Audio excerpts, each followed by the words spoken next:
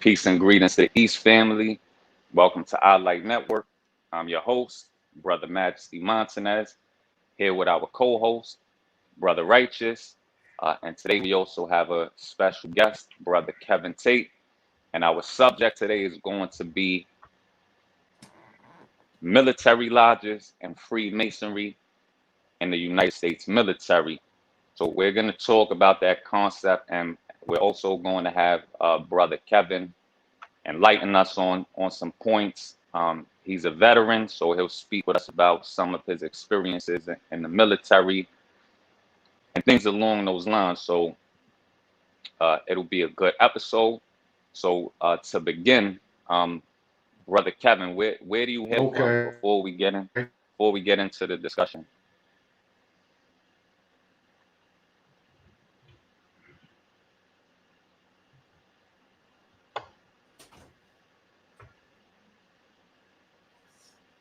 You get, can you still hear us, Brother Kevin?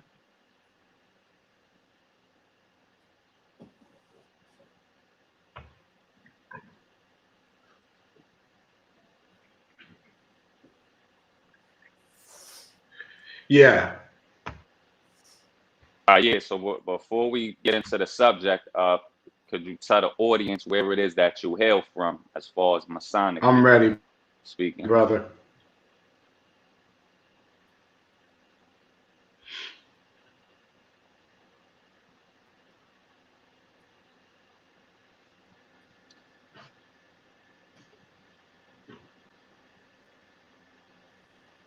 It's got a bad delay on it.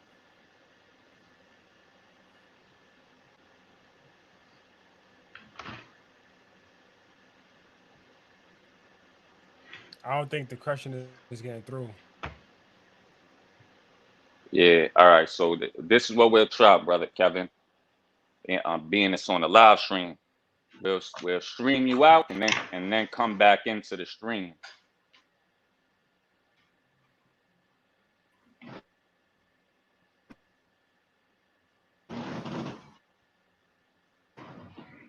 So yeah, we'll stream you out, brother, and then just come back into the stream.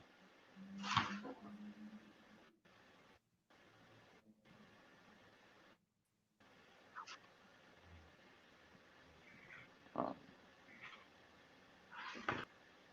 right, take them out of the stream.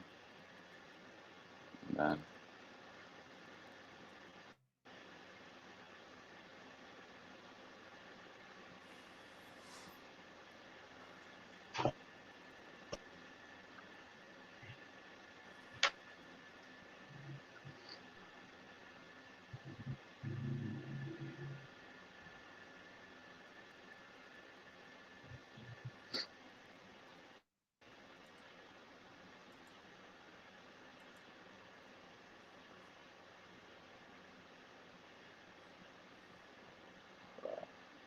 give me a second, bro. Hmm.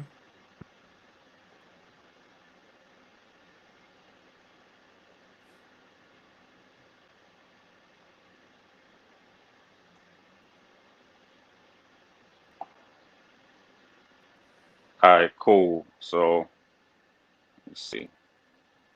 So this is what we do once. This is what we'll do once he comes back.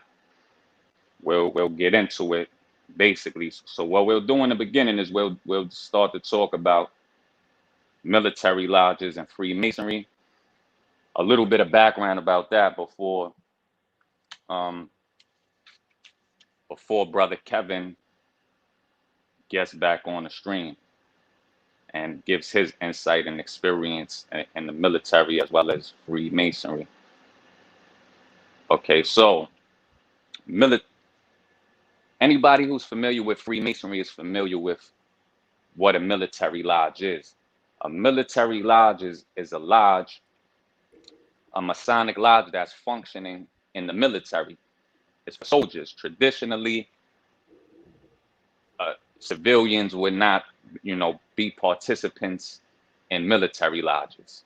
Traditionally, just strictly soldiers, individuals in the military. Now,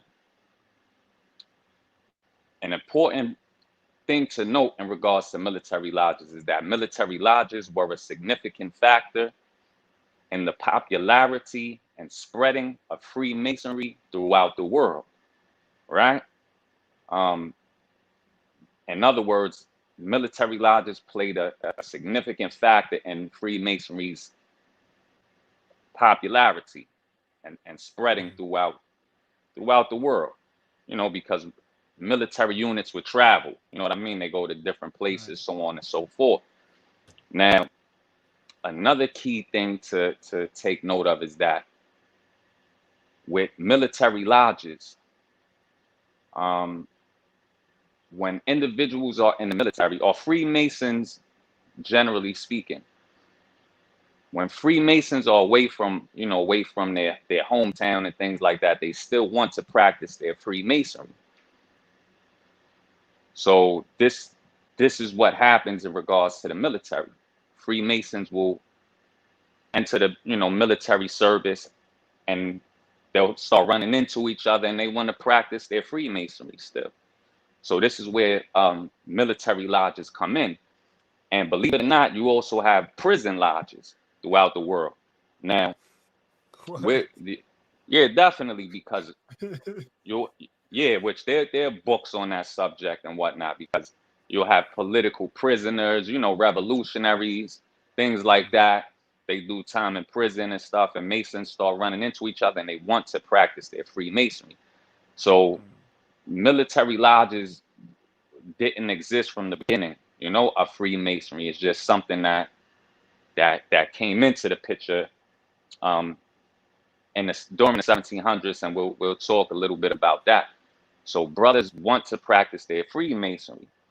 Now, another quick note to mention about military lodges is that military lodges don't always have charters or dispensations to operate, because it's not a normal kind of a situation. So when brother Kevin Tate hops on, he'll talk a little bit about that too, and from his experience and being in the military.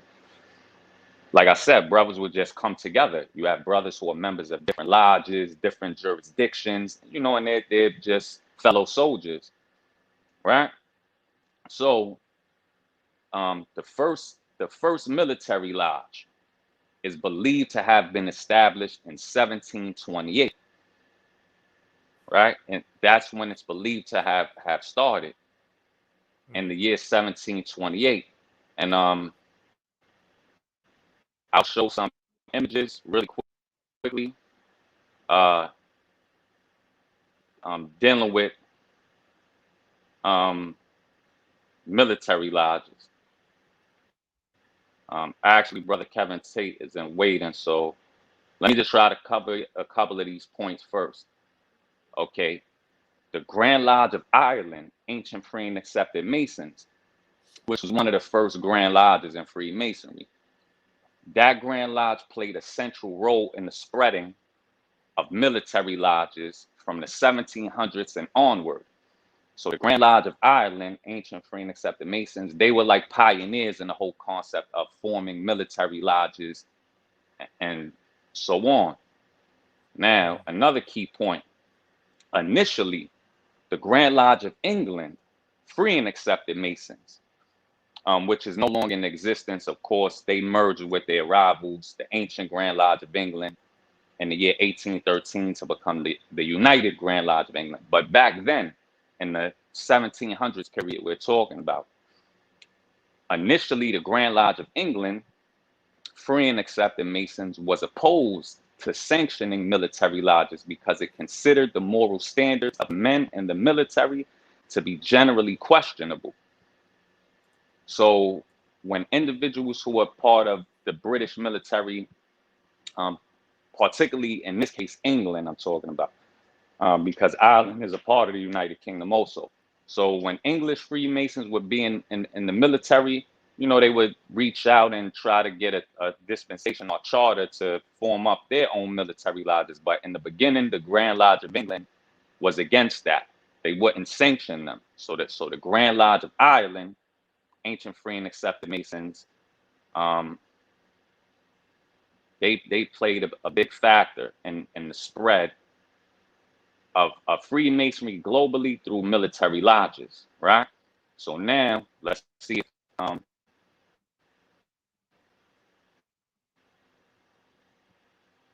brother's on the clear when he comes in now.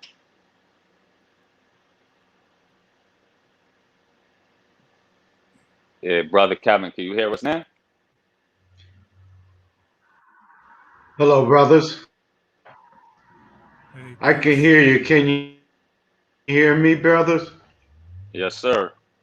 Yeah, I can hear you. Peace, brother. Righteous. All right. Peace and beauty, brother Ken. So brother Kevin, we were just explaining to the audience Peace, brother brief Martin. peace, brother Kevin. So we were just explaining to the viewers briefly a little bit of background about the beginnings of I think I still have a delay. right. Okay.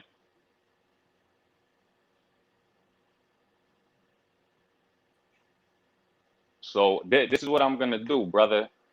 Um, like I said, just try to be patient, and when the questions come through, we'll be patient on our end, and then you can reply.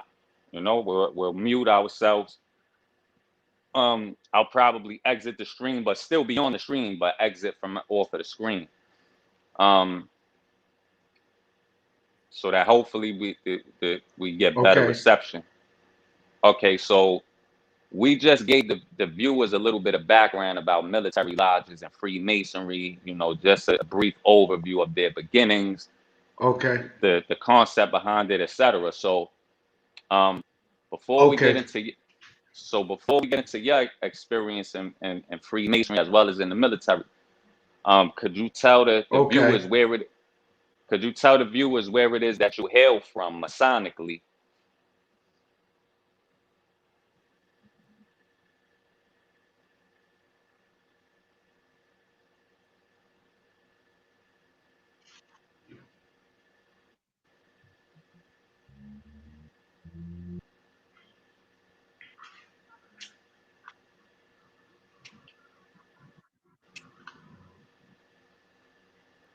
Yeah.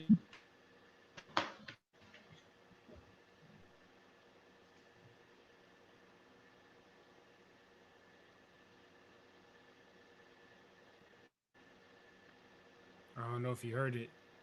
I sent the question.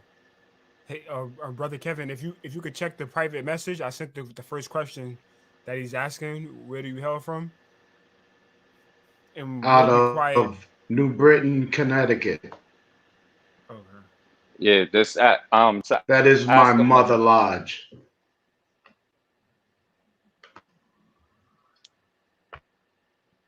okay, cool. So now, but that's a smart idea, brother Records. Okay, so now, um, this is the next question for brother brother Kevin, excuse me, brother Kevin. As he said, he hails from a Masonic lodge in Connecticut, right, under the mainstream Freemason. Now, this is the next question for brother Kevin. What branch of the United States military Okay. did you serve in?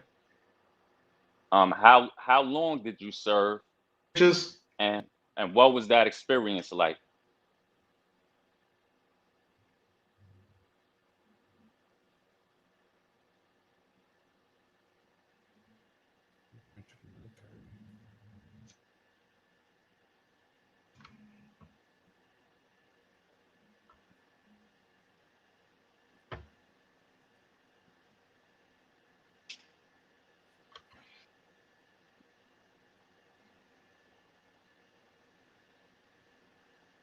Okay. He's responding to the chat, so we should be good.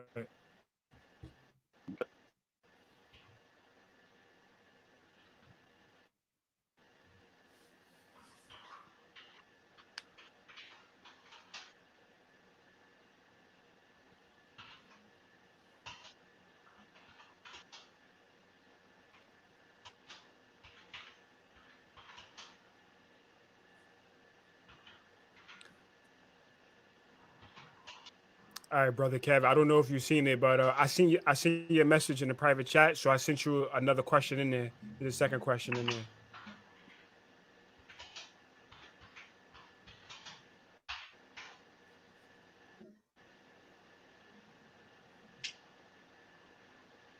Yes, brothers. Excuse my delay, but our audio is a little off right now. But to answer your second question, what branch of the military did I serve, and what was that experience like? Um, I served in the U.S. Army for 11 years.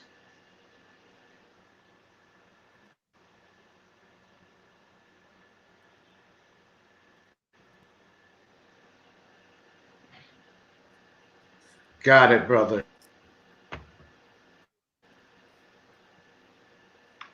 All right.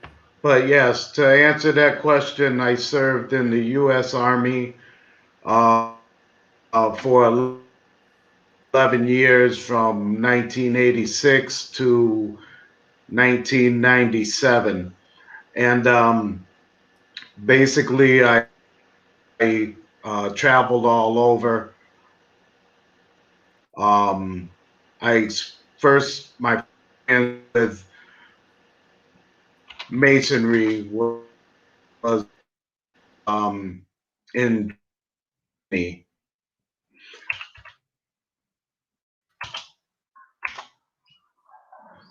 I was not initiated in the military into a military lodge, but uh, that rose my curiosity in masonry, and I began to study, and that's where I found that I had past family members that were also masons in North Carolina.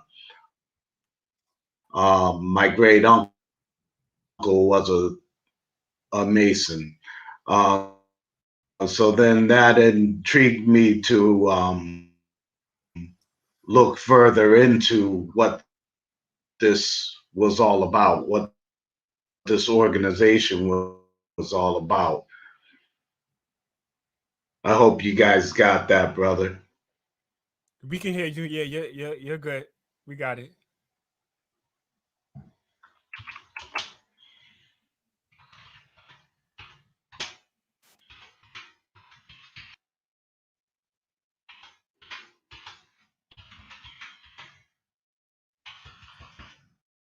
Brother Majesty, we can't hear you. Yes, as brother Kevin just stated, he said he wasn't initiated into Freemasonry. Thank you. Um, And the next question from Brother Righteous and Brother Montanez was, Brother Kevin, what were some of your experiences with Freemasonry in the military? And that gets uh, okay, good. Okay, so I'm just going on right now, Brother Righteous, just answering the third question. About my experiences with Freemasonry while in the military, I was introduced to Masonry. I was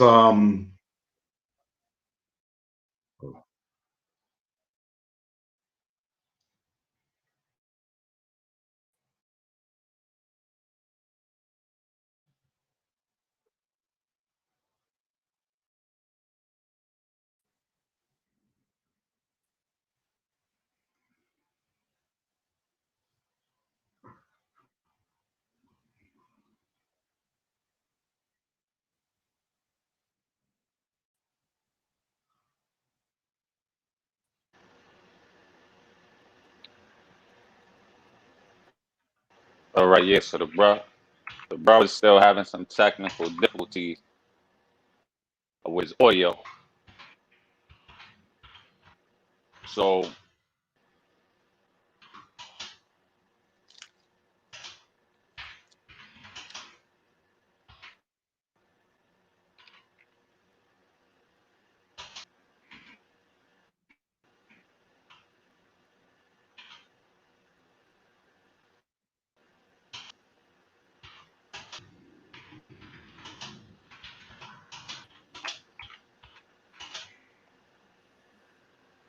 all right. So in the meantime, let's see like if the brother's audio clears up or not. But his audio was delayed on the other end.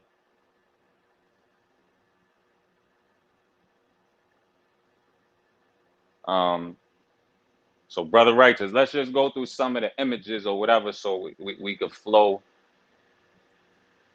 a little bit. Copy.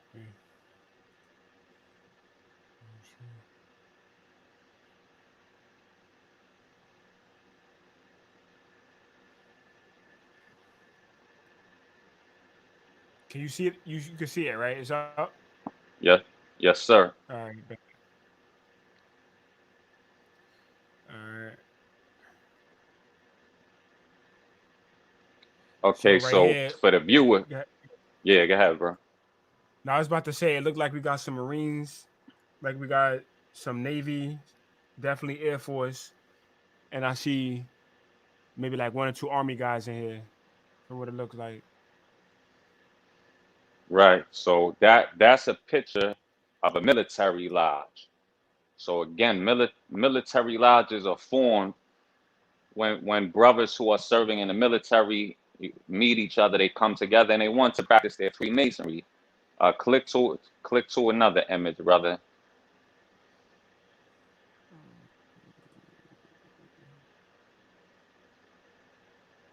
Okay, so there you have another picture of some brothers from a military lodge. And one thing that's important to note again, which we mentioned, and brother Kevin Tate has some interesting stories dealing with this, even though he didn't join Freemasonry until he finished his service in the military. But he tells some interesting stories about the things he witnessed pertaining to Freemasonry in the military while he was serving. So with military lodges, as I stated, it's a strange situation in that you have brothers from different jurisdictions, different lodges, etc. Sometimes these different jurisdictions don't recognize each other. It's a complex situation, but the Right. brothers typically will come together to practice their Freemasonry. So oftentimes, a military lodge will be operating without a charter or a dispensation from a Grand Lodge. Then there's also the difficulty of who would have jurisdiction over, like what Grand Lodge would have jurisdiction over this military lodge if it were to be chartered, or if it were to be operating under dispensation. And a dispensation is basically like a temporary kind of a charter, allowing you to meet under the authority of a particular Grand Lodge. So some other interesting factors that brothers discuss who have been involved in military lodges is that you will oftentimes have guns inside of the lodge. That you will have that because in certain branches of the military that will require you to have your gun a certain distance from you at all times, things like that. Then you have to find the meeting place, so on and so forth. So it's it's a bit of a different type of situation than what you would typically see, in the Masonic Lodge. And I know when brother Kevin Tate, who was just on, when he tells his stories about his experience in the military, before joining Freemasonry, but he would encounter Freemasons who were in the military while he was in service. So he got to learn about it. As he said, he had family involved in Freemasonry prior to him becoming involved And he explains that there would be a lot of irregular activity in terms of military lodges. Because remember, like I said, you have military lodges that operate without a charter or anything like that. So I can't explain everything he's mentioned on the point, but some of the stories are just crazy, you know, in terms of how certain individuals would be, as far as certain military lodges that were operating without charters while he was in the service. Um, the types of initiation rituals they would devise, you know, to bring men into Freemasonry, um, unlawfully in the sense that, again, some of these military lodges don't operate with charters. You know what I mean? So Right. if an initiation is taking place, they're doing it on their own. So he has some wild stories just dealing with that whole situation. He Now said you he's could click. yeah, we could finish up the pictures. He said he's back on. I don't know if the situation has changed yet as far as the delay and stuff like that, but he did just send a message that said that he was back on. If you'd like to try again, because I definitely Right. want to hear some of those stories. Here's another image right here. Okay. And then you could click to another one.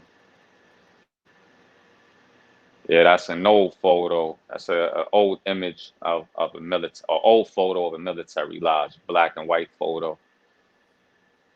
All right, so um, it's another photo of a military lodge.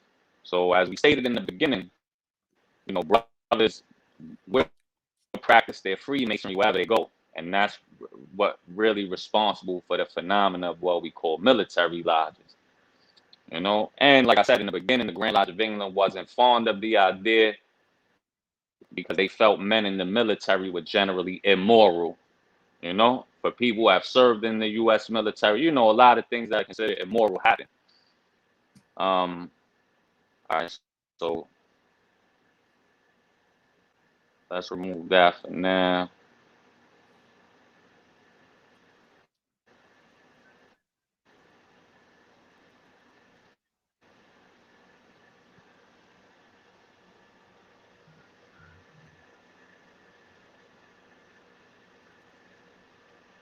Okay, brother Kevin, you're back. You're back on the screen.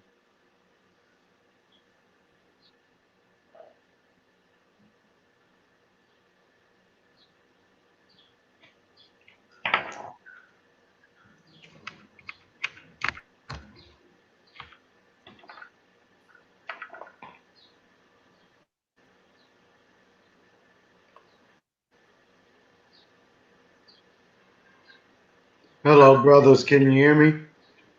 Yes, sir. Yeah, we can hear you.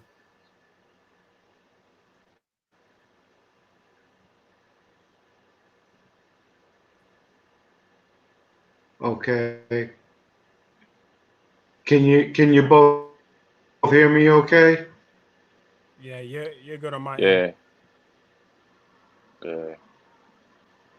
And the brother might want to check if he has any Bluetooth devices on, because Okay. if you have Bluetooth devices on while you're streaming, a lot of times it'll mess up your audio.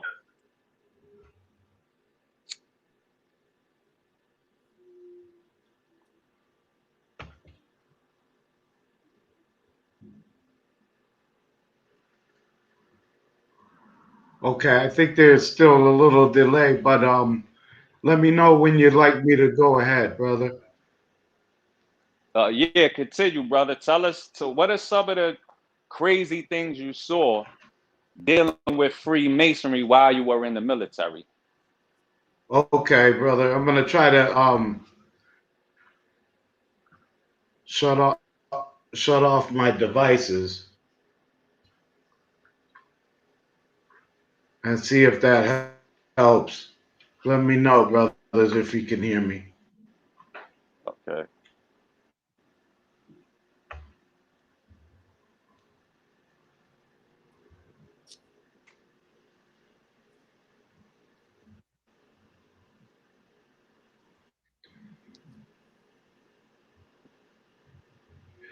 Okay, brother Montanez. I'm gonna go on with my story, the Okay. story of my experience.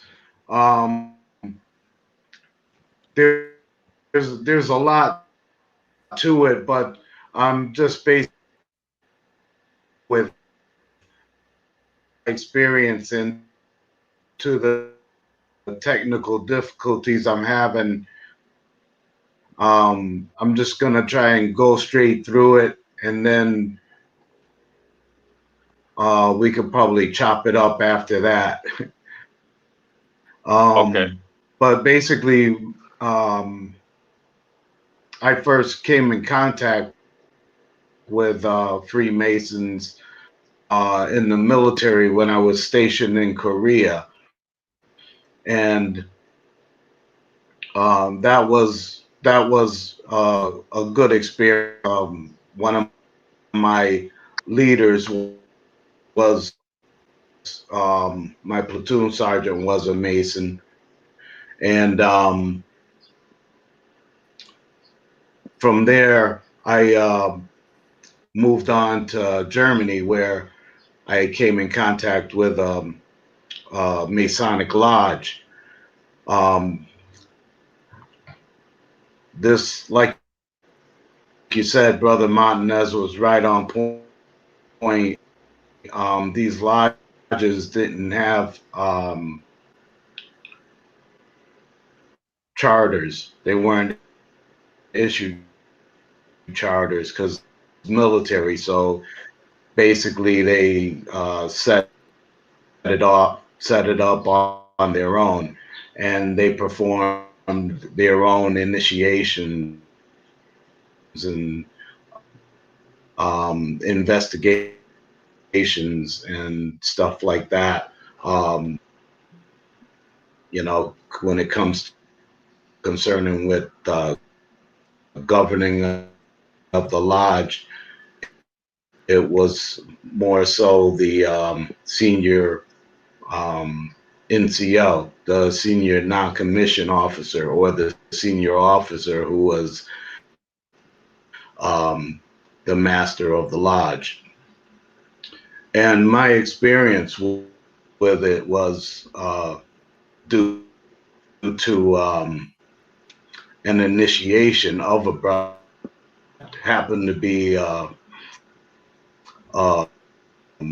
in my platoon, and you know, for him to get initiated, they asked him to go out and steal a Jeep from the motor pool, and then take the Jeep into the village,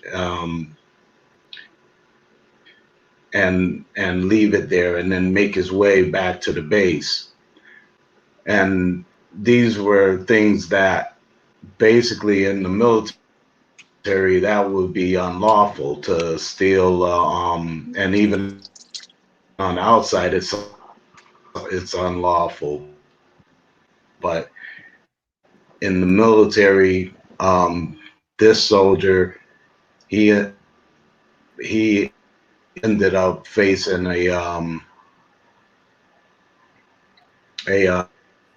a chapter 24, which is a penalty system where he had to go to court and explain the situation, that it was supposed to be an initiation, and but he suffered consequences on getting um, kicked out, and then getting put out, not in good standing. But he did this in efforts to join the lodge, and there were things that they would do for their initiations of the brothers that were against military laws as well as outside laws. Um, and in this, as you know, um, true masonry, it starts from the heart. So that's where you're first made a mason, in your heart. So these brothers were basically taking the fraternal side of masonry and making it, just like a frat game, Mhm. things like that. So this is where a lot of people get mixed up because they don't understand about lodges having charters and stuff, uh, in order to make them official.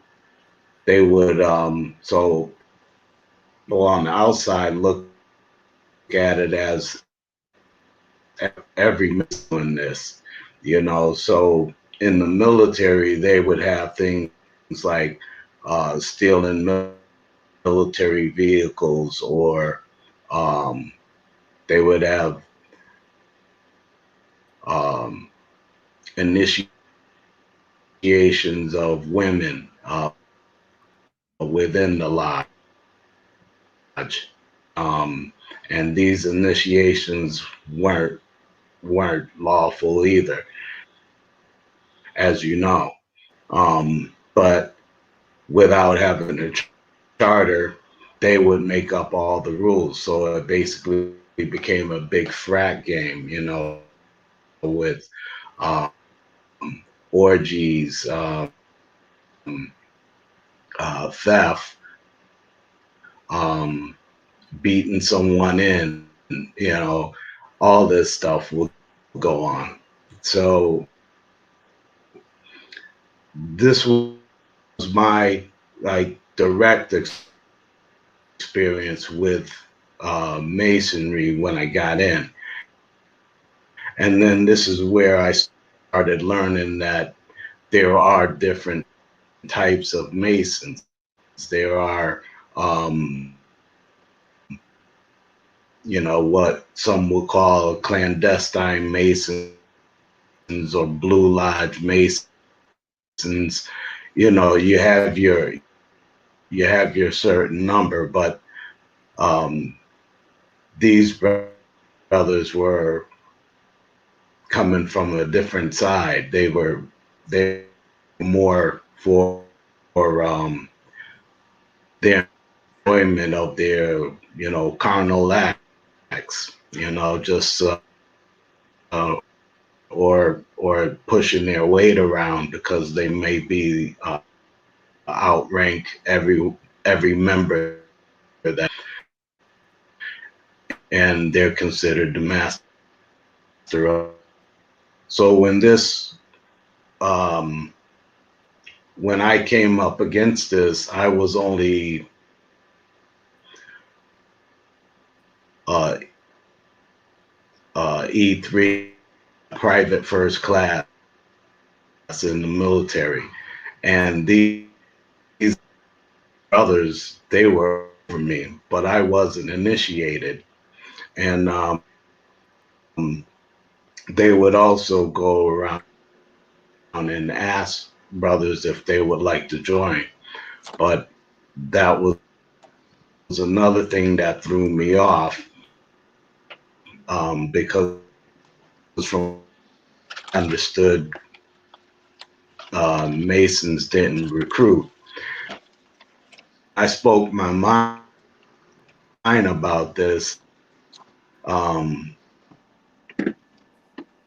This put a lot of my senior officers against me, within my squad, within my platoon. So once we ended up getting deployed to Bosnia, this is like cutting the story like short, but you'll get the point. But basically, I was sent out in Bosnia on a mission, and with me speaking out against these brothers, they retaliated by sending me into a hot zone. Basically, what a hot zone was in Bosnia was that meant that zone wasn't cleared. It wasn't cleared to do anything. It had to be cleared of landmines and uh, traps or anything. And I basically got there as a private with two other men that were with me. And at that point, we got caught in the middle of this hot zone. And that's where I two of my men. And from that, uh, this led to a bunch of the about masonry started coming out because people started standing up and telling the truth about how we got put in that situation, how we got sent into a hot zone without it being cleared. Wow. And a lot of that came up where the brothers stand together no matter what. And this was something that led me to wanting to find out more about masonry. Because for me, for an organization that about brotherly love,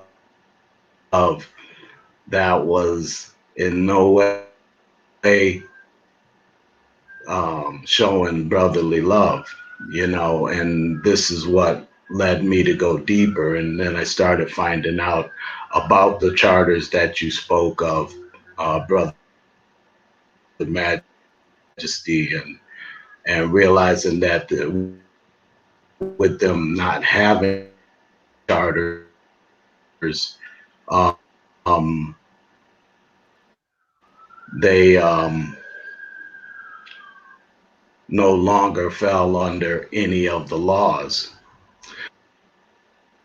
But I would like to, you know, give that as my initial story that led me to masonry, because without that happening, I feel that I wouldn't have got drawn into it.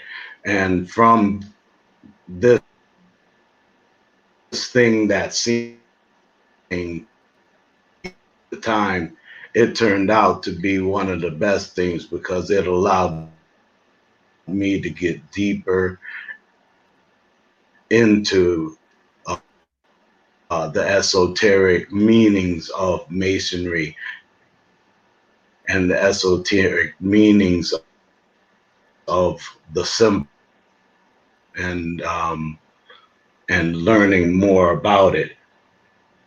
So now I would like to speak a little bit on the beginnings of masonry after the military and how I got involved with the esoteric side of masonry.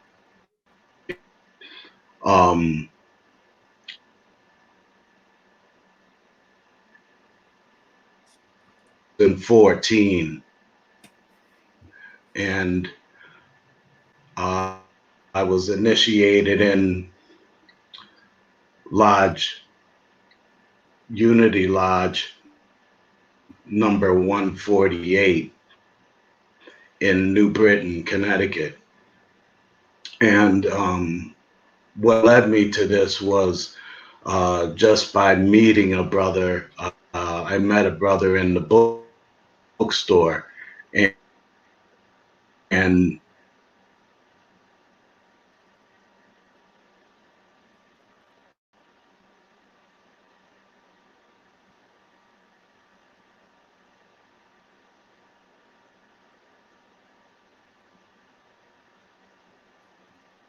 His mic, he put his mic on mute. He said in the chat, he said that he was finished. And he turned it back over to us, but he was getting ready to touch on the questions that you asked him. Okay, okay.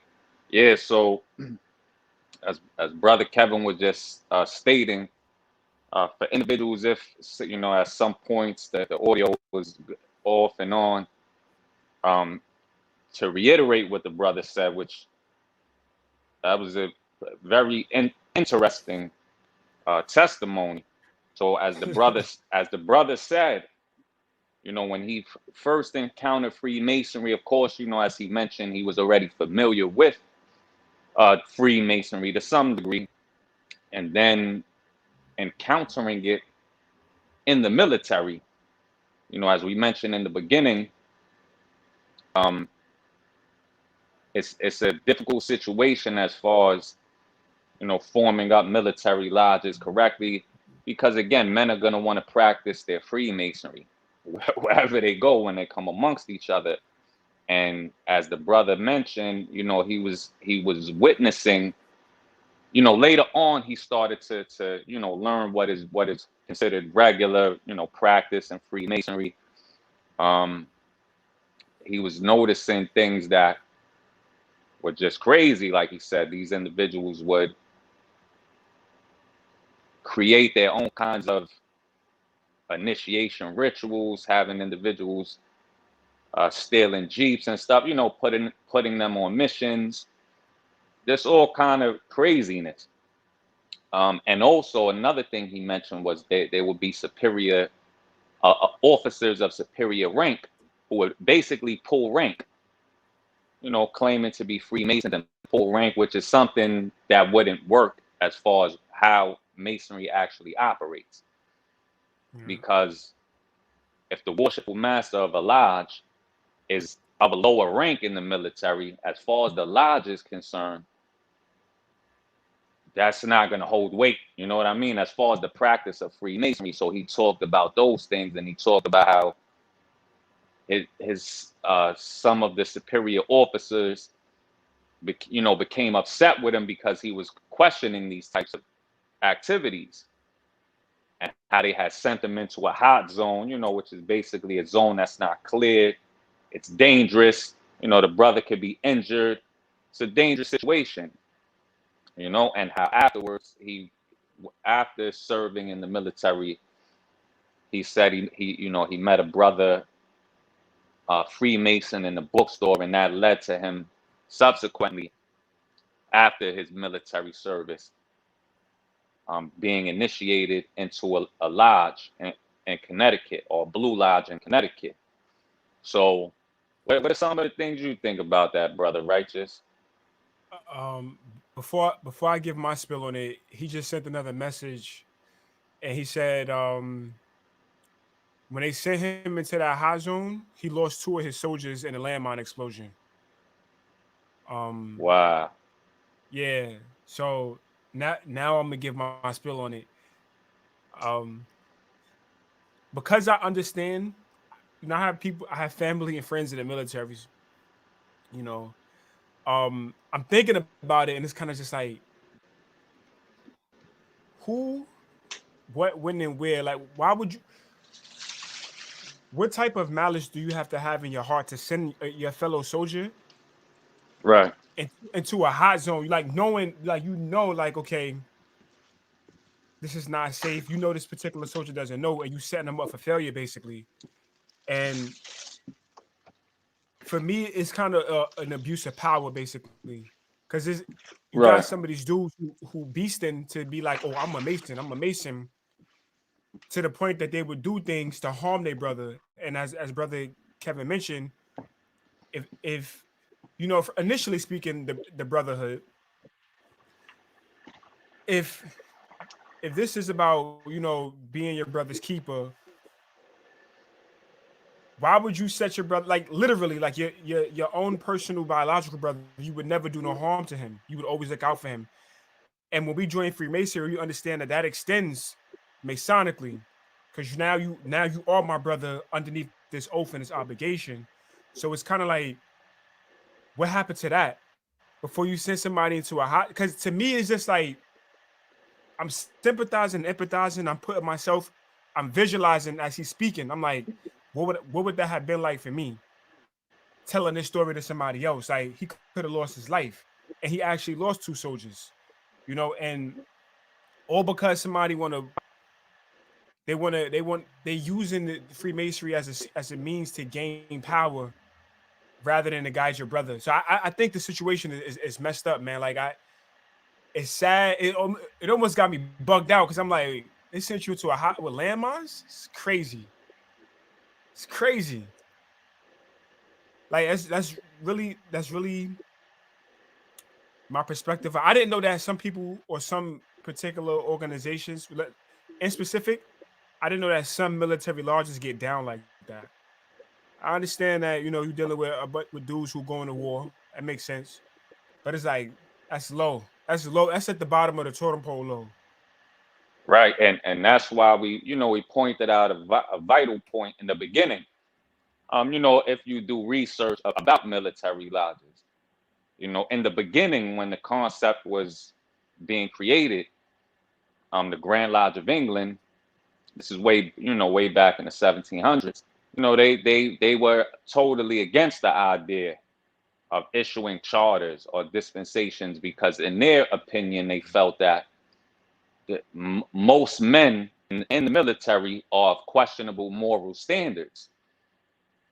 You know Mm, what I mean?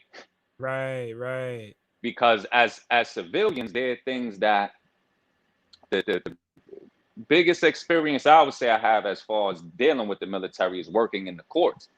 So in criminal court, we have different in Queens criminal court, we have different, divisions. One of the divisions we have is veteran court. So we provide alternatives to incarceration for, veterans who get on the wrong side of the law after they come home. And a lot of times they'll have post-traumatic stress disorder, things like this. And but so you'll hear stories, you know what I mean? But as civilians, we don't really have the slightest of an idea, you know what I mean? Unless we sit down, speak to veterans, try to understand their experiences and things like that. But again, that was one of the reasons that the Grand Lodge of England way back when was against the idea of military lodges. They felt like, man, there's a lot of atrocity that goes on. Some of the stuff the brother talked about, which is crazy. This is the kind of stuff the anti-Masons talk about and believe that um, we all do. And we can't always run away from the situation and say, hey, nothing like this happens. You know what I Right. mean? Because in Freemasonry is so vast, brother. We have so many different jurisdictions, so many different Masonic orders. Some Grand Lodge officer could leave, his jurisdiction or get expelled, start up a whole new jurisdiction. So Freemasonry is so vast and so global. Um, and there are men of so many different walks of life involved in Freemasonry. Realistically speaking, it's not far-fetched to to conceive of these type of things happening. And like you said, brother Righteous, just the whole aspect of power, and Freemasonry, like in the legend of Hiram Abiff, um, and the whole ritual of raising, dealing with the Master Mason's degree, we're given that admonition that the path we're traveling is a rough and rugged road, beset with thieves, robbers, murderers. But the Masonry's teaching us symbolically that life is full of this type of stuff, you know? Right. It's full of these sinister kinds of experiences. That's a crazy experience that the brother Yeah. talks about. Like, listen, they tried to set me up, in other words. That's just a wild testimony. Um, so yeah, so Re- those are he, my I thoughts would. as far as that. Go No, ahead, go brother. ahead, go ahead, go ahead. No, I spoke my piece as far as that. So brother Kevin said he would like to speak on the Masonic history during the Civil War. So I'm gonna get ahead and cue him in through the Okay. message so he can go ahead and start because I know it's a little bit delayed. All right, cool. So, all right, so brother Kevin is going to speak about, some of the history of Freemasonry during the Civil War. And also, brother Kevin has his own YouTube channel, Beyond Freemasonry. So you can go check that out. He gets into the esoteric teachings of Freemasonry, deeply into the esoteric aspect of Masonry. So go ahead, brother Kevin, as soon as you're ready.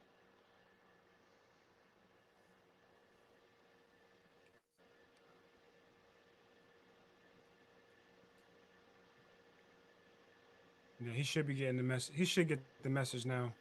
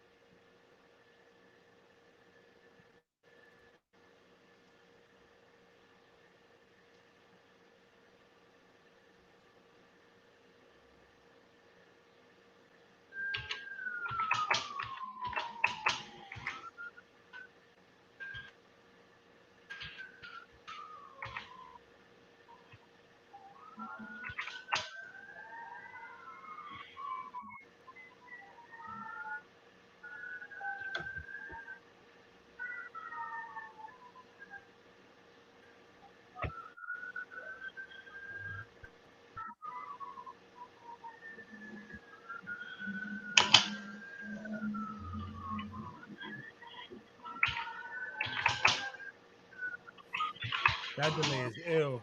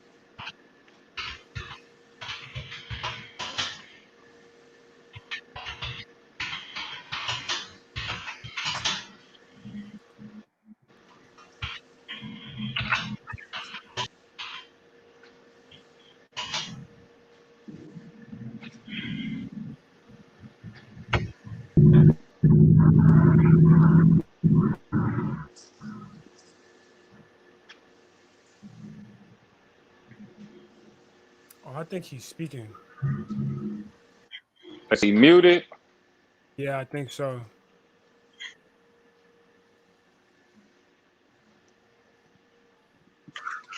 Hold on. Let's see. Let's see.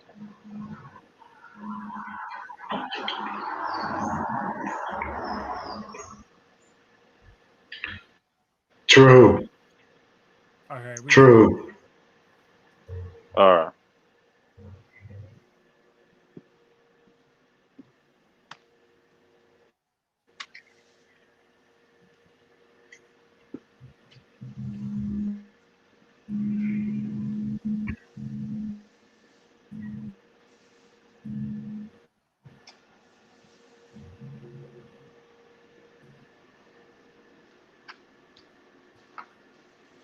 Yes. Yeah, brother Kev, we can hear you now. You could go ahead and speak about the Civil War and Masonic history.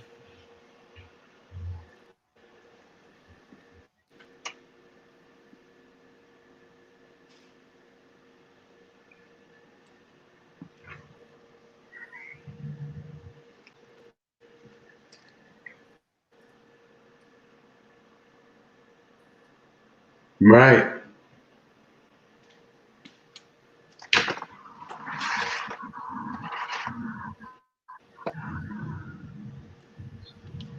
Mm.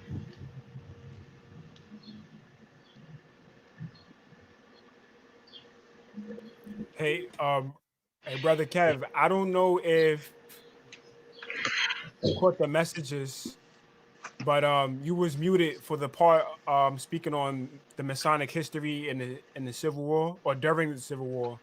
So we didn't hear you when you spoke about that. If you just want to touch on that topic.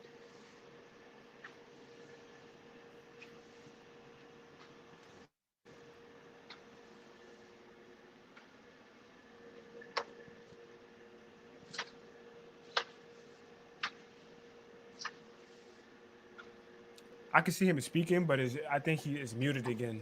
I'm not sure why I keep doing that. Hmm.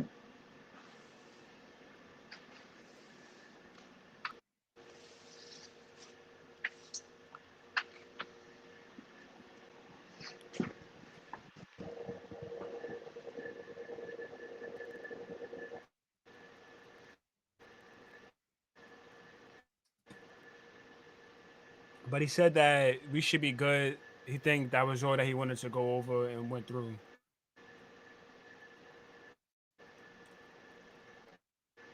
All right. So there's another question, at least that I think is a vital question. Just for the viewers, even for us, the brothers that are on the panel, how do you feel about how do you feel about veterans? Individuals who have served in the military. Um, how do you feel we should treat veterans in our society, and why? Like how should, because we have a lot of people who serve in the military. I know a lot of veterans. Um, I don't, in my experience, most that I come across, I don't From really north think and they. brothers out from south, and they're basically enemies. But the brothers that were Masons, they will wear a sag on their belts.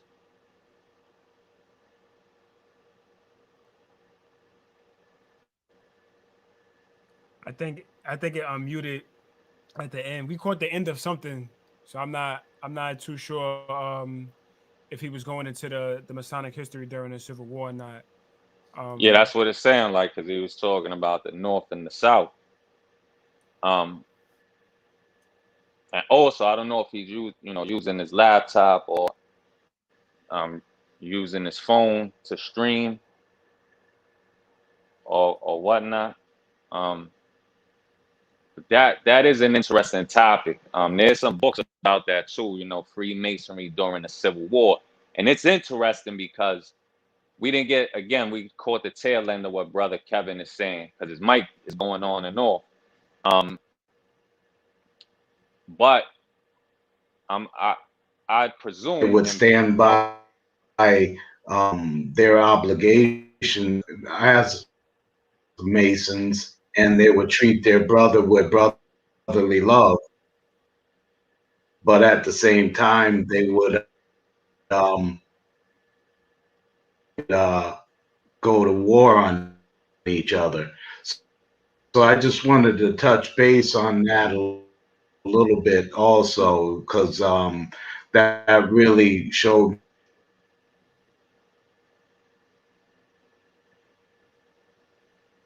yeah, we okay. we just Uh, we caught some heavy delay. That's what that was. okay, so Um, um, for the viewers, I could read in between the lines of what Brother Kevin was saying. Basically, when you study the history of Freemasonry in the military, right? Because we're speaking on the subject of military lodges, and there's some good books, and there are also many free articles about the subject. If you go online and Google the subject, but I could kind of read in between the lines of us catching the tail end because of the delay. Um, Basically, the gist of what, at least what we caught it, is that's another strange situation as far as Freemasonry in the military in general. What happens is this: he was talking about the Civil War, the North versus the South in this country. So you have to imagine what happens. Like, for example, in our constitutions, our Grand Lodge has a constitution. The Brothers Grand Lodge has a constitution. So in our constitutions, we have, different rules that address these types of situations. So you have to imagine, right? For example, we're not supposed to harm a brother. That's just like a general rule in Freemasonry. However, when it comes to the military, Hello, brothers. you yes.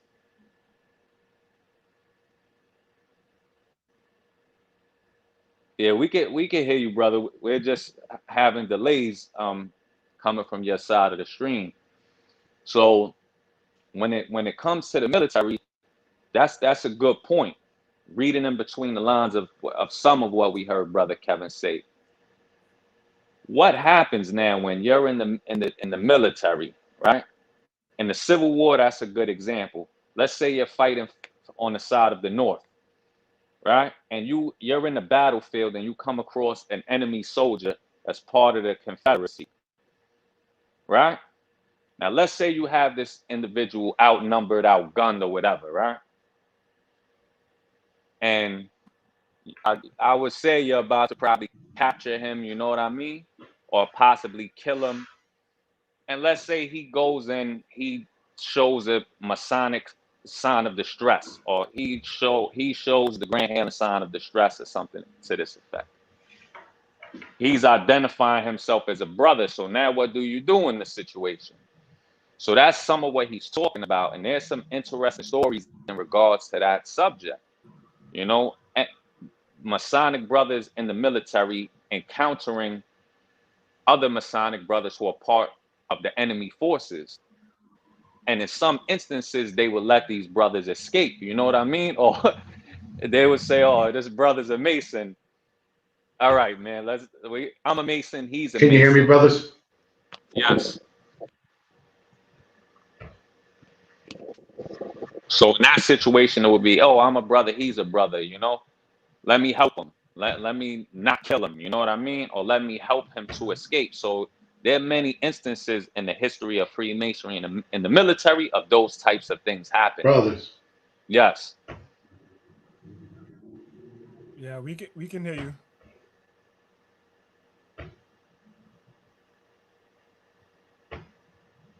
Hello, brothers. Can you hear me?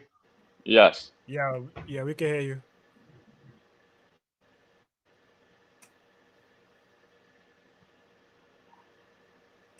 He dropped off.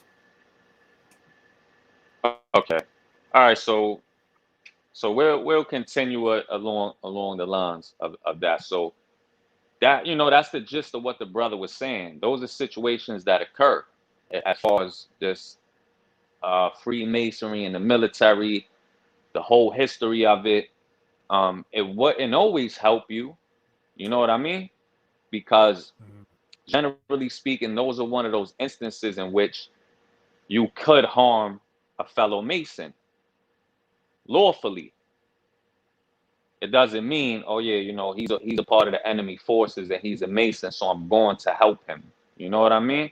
And then you have what's called treason.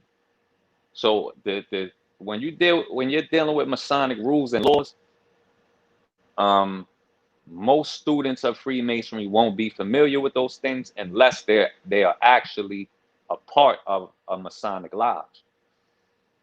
Because most people who study Freemasonry, even from the esoteric perspective, are not studying the dynamics of the rules, um, the ancient charges, or any of those types of things.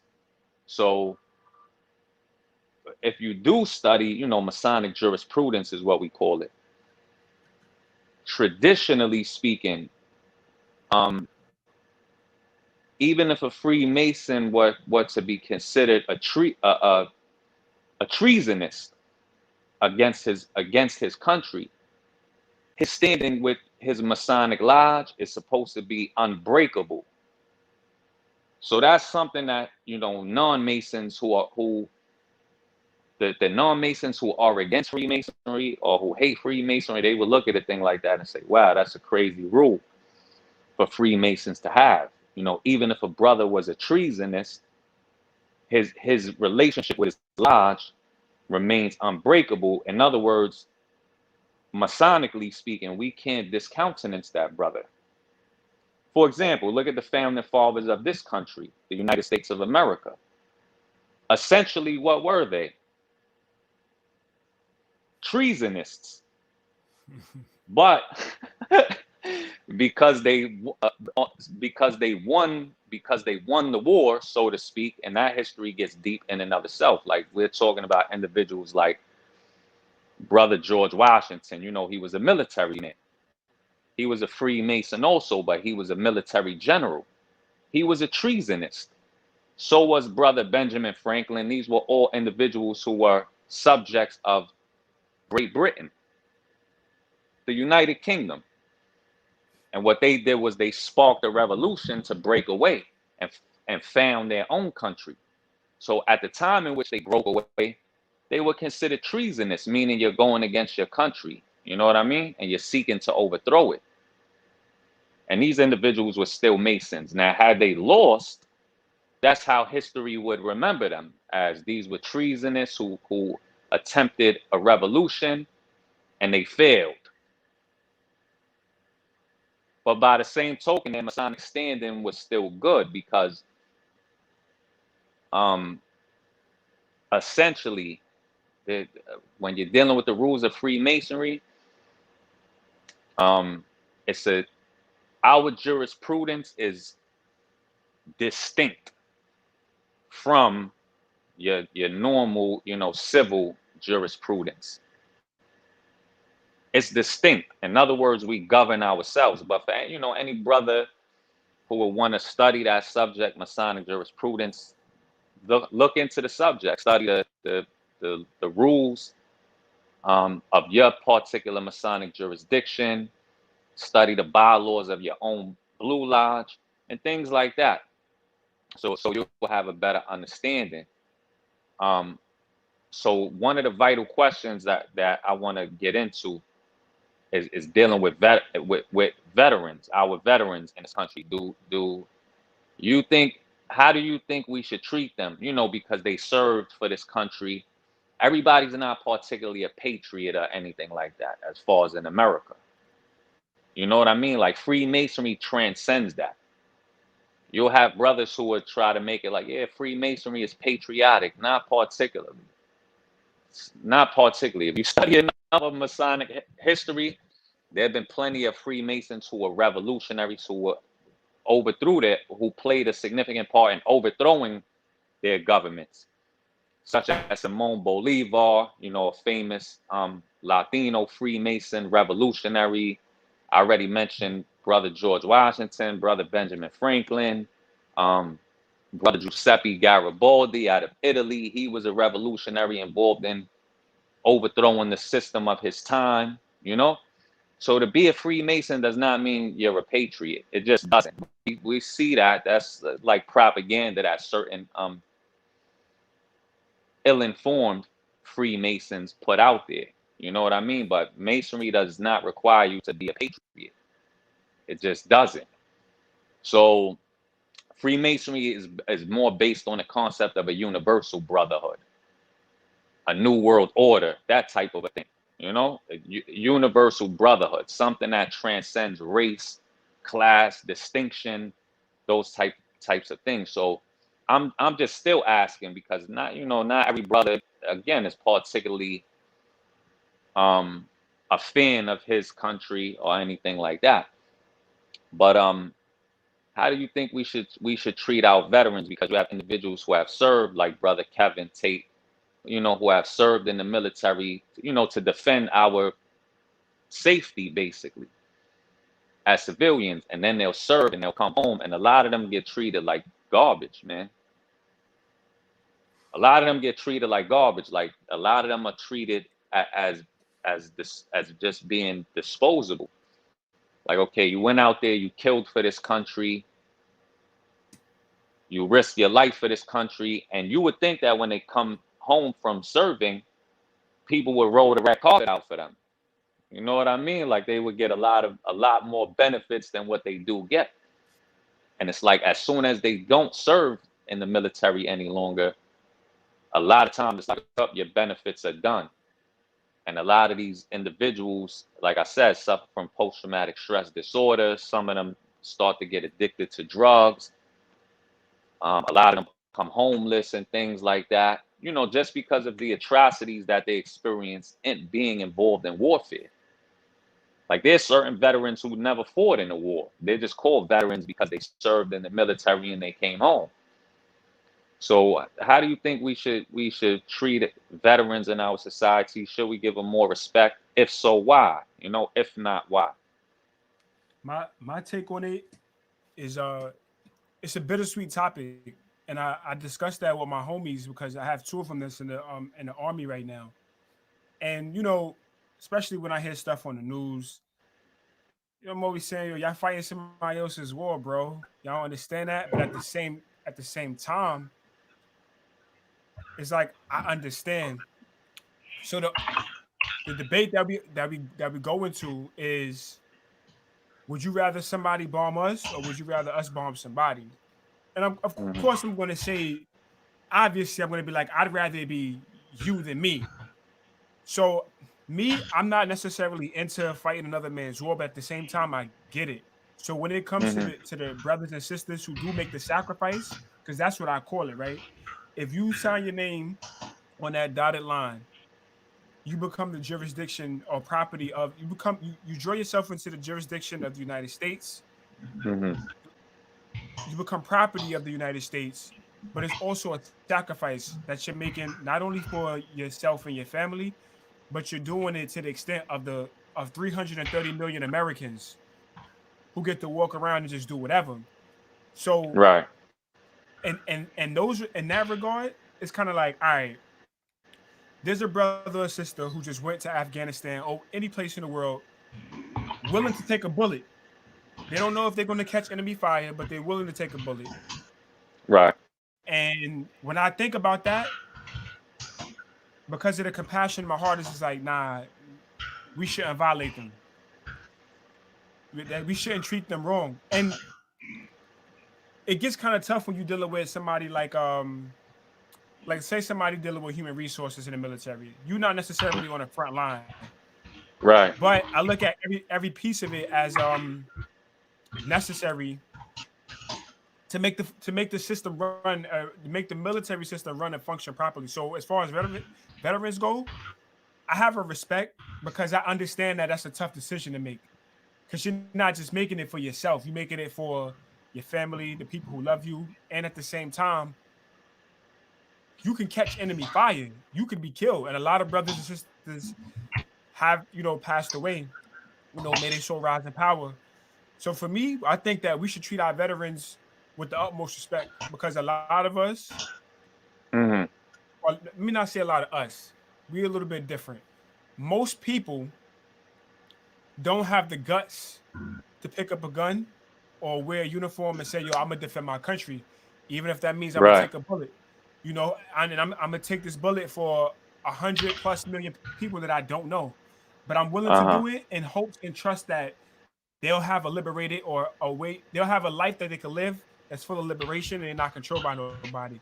So with the veterans, like I said, it's bittersweet. I don't necessarily fully support it, but I understand. So I feel like the All right. respect that we have for them should be the utmost because they made a sacrifice. You feel me? Right. Yeah, so that's definitely something, something for us to consider. Like I've always been particularly intrigued by the military. My grandfather was a veteran, rest in Mhm. peace. He fought in the Korean War. Um, he was very well disciplined. You know, a lot of individuals I've met who have served in the military, they have shared the idea that it's good in terms of developing a strong sense of character, you know, in terms of and developing a disciplined sort of a character. And the Freemasonry itself, in my opinion, it has an element of militancy to it. To me, you know, I just think so too. things that I see in the ritual, our decorum, you know, just as far as the our customs and rituals and things like that. And then when you get into the Scottish Rite of Freemasonry, you know, which are a set of side degrees, it has a very militant spirit. You know what I mean? A lot of stuff you may see about Scottish Rite, if it comes when it comes to YouTube or things on the internet, is it's like watered down. If you really go into the Scottish Rite and study your degrees on the Scottish Rite side of things, it's very militant in spirit, super militant. Um, it's like a militant set of side degrees. So I think that we like, even if you look at the military itself, like the symbology of it, I'm saying from the perspective of the U.S. military in particular, the eagle, you know, the way stripes look, there's a lot of esoteric symbology behind that also, certainly. You know, because in the ancient mysteries, you always had some type of a god of war. You know what I mean? Whether that was Mars, you know, the god Mars, or the god Ares. Right. So I think there are esoteric lessons even to be gained from the study of military. You know, the science of military. So those are interesting things. And I think as far as the question of veterans, I feel the same way. You know, I think we should still respect them because at the end of the day, especially in this day and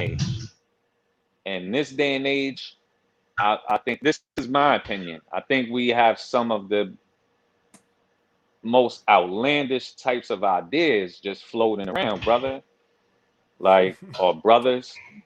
Just the concepts that people have, like defunding the police and all type of stuff that's like, is this even practical? You know what I mean? Are these types of things practical?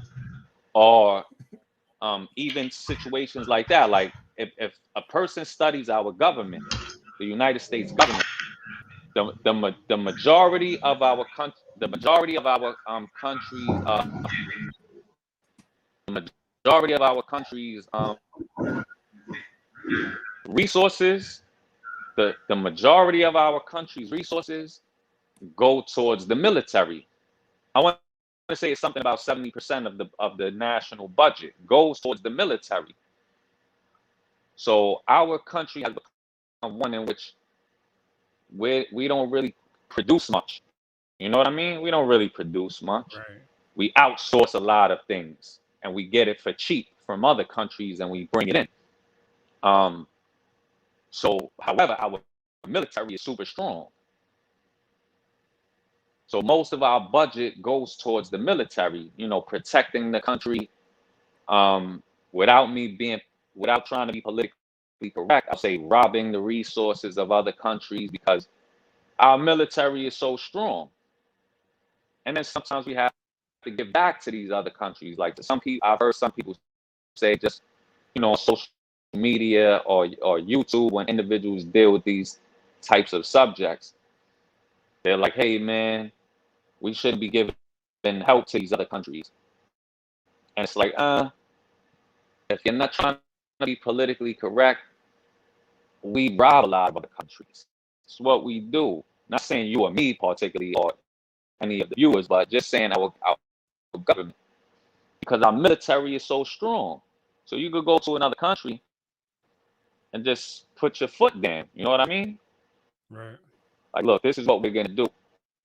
Oftentimes we've seen, like my little brother was telling me the other day, he was talking about the bombing of Pearl Harbor, and he's like, man, bro, he's like, the retaliation that this country did on that was what you would consider immoral. super immoral, which was bombing Hiroshima. Civilians were wiped out. This country was like, oh, we're gonna make an example. You want to bomb one of our military posts? Okay, watch what we do to you. And just bombed out a whole bunch of people, innocent civilians and everything. So the so-called morality went right out the window. Because if we're honest, we know that there's not going to be more morals go out the window when it comes to war. I mean, we try to have them. Yeah, go ahead, brother. Your connection is glitching. It's like chopped up. Okay.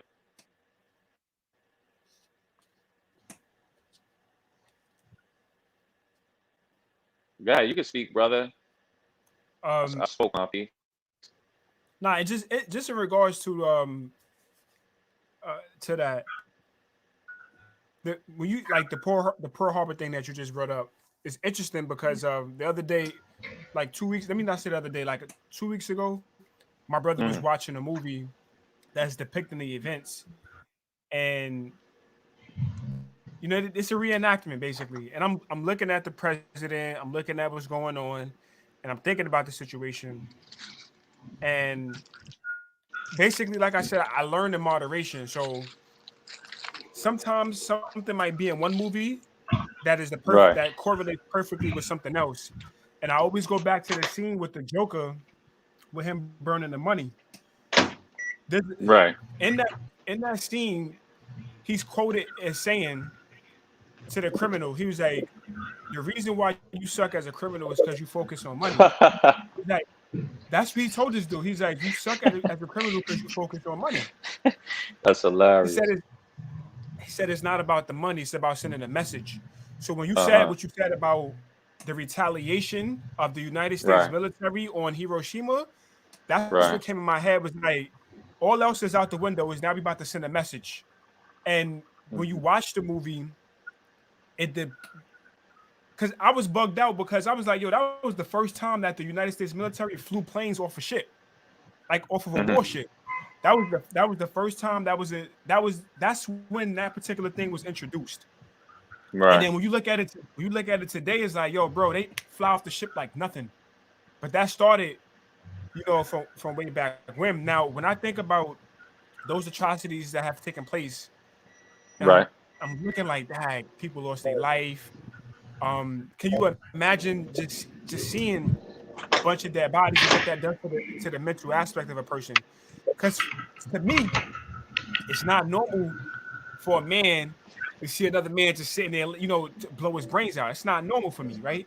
So when you see that constantly, or when you think about the American Sniper movie where the brother said he had to shoot a kid, like stuff like that, because he's thinking like, yo, my child is the same age as you, bro. Like, and I have to take you out. So that kind of goes back. The reason why I bring that part up is to try to bring it back to what Brother Kevin was speaking about with the Civil War and the Masons, because it's kind of like, dad, yo, you a brother, and I don't want to have to cross that line, but like, what do I do? You get what I'm saying? It's like you at a standstill. It's the same thing with this guy with the kid. Like you shot a kid that's the same age as your kid. So when it comes to the veterans and the sacrifices that the things that they have to deal with, brother Kevin mentioned in the chat about PTSD, and I realized that it's real. And it takes places in all different forms, especially like coming from prison, serving in the military, because you see things, you see a lot of different events taking place. Like if I explain the stories from me working in prison and working at the youth detention center, people probably wouldn't believe it. Like, I'm surprised that I haven't went to therapy yet to sit there and say, yo, what the hell was this that I just saw? Like, because it's not normal for me. So for our veterans, like, if I've never said it before, I tip my hat off to y'all for making the ultimate sacrifice, because it is an ultimate sacrifice. And I do feel like that we should have politicians and presidents who put that at the forefront. Not that you are better than any other individual, but you did make a sacrifice that most of us are not willing to make. It's kind of just like, nah, I'd rather go Right. work at McDonald's, bro. I'm just saying, Right. you know, not me personally, Yeah. but Listen. you get Look. it. Look. And remember, because you know you have technicalities in the jargon. Like when I was saying that, like I did veterans I know who did not fight in any type of war. They had no battle experience. I have friends like that. They're just veterans because they served at, you know, they went to go get college benefits and things like that. They never fought in an actual war or any type of battle. A lot of them, you know. So, and those ones I know, oftentimes will be like, bro, I am a veteran, but I wouldn't consider myself that because I just really went there and went to school and stuff like that. I didn't go through anything, and a lot of them are very functional. Like my grandfather, rest in peace. Like as I said, he fought in the Korean War, and for me being around him, I have to give him his just due because he didn't suffer from drug issues or anything like that. But he would explain. He was functional, in other words. He was very normal. The only thing about being around him is that if you walked with your shoulders slouched, he'll tell you put your shoulders back. A man walks with his shoulders back.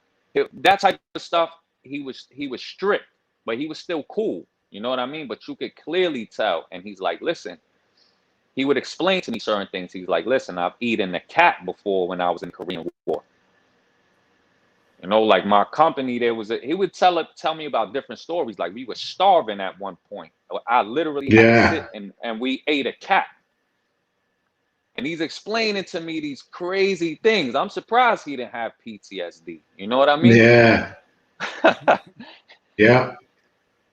So, as you said, brother, for those who actually, you know, served in that capacity, I think, like I said, from working in the courts, PTSD is a real thing. Like we have to sit there and we test everybody for PTSD. We have these surveys we make them take. You know, we sit there and we ask them different questions. We'll ask them, you know, do you think you may have No. PTSD? And 9 times out of 10, most will Mm, be like, no, I don't yes, think you I made have an any. ultimate Yeah. sacrifice, brother. Yes. Yeah. Yeah. So, you know, a lot of times individuals are not, you know, treated, in my opinion, like I said, in the courts, we have a whole division for um, defendants and clients who are veterans. And I speak with them because I have some clients who are, even though I don't work in the veteran part of the court, but they'll assign some of them to me, you know, just to do certain things, um, you know, to help them out. And yeah, a lot of guys do, you know, suffer from post-traumatic stress disorder. Mm. They're not, in my opinion, they're not giving their just due. Mm. Um, and not just in honoring them, but just in terms of helping them out, with the society, helping them out, and with certain problems that they struggle with and things of that nature. And again, oftentimes that the your ordinary civilian really just has no idea about that side of life. They have no idea. They live in a fantasy world. You know what I mean? Mm.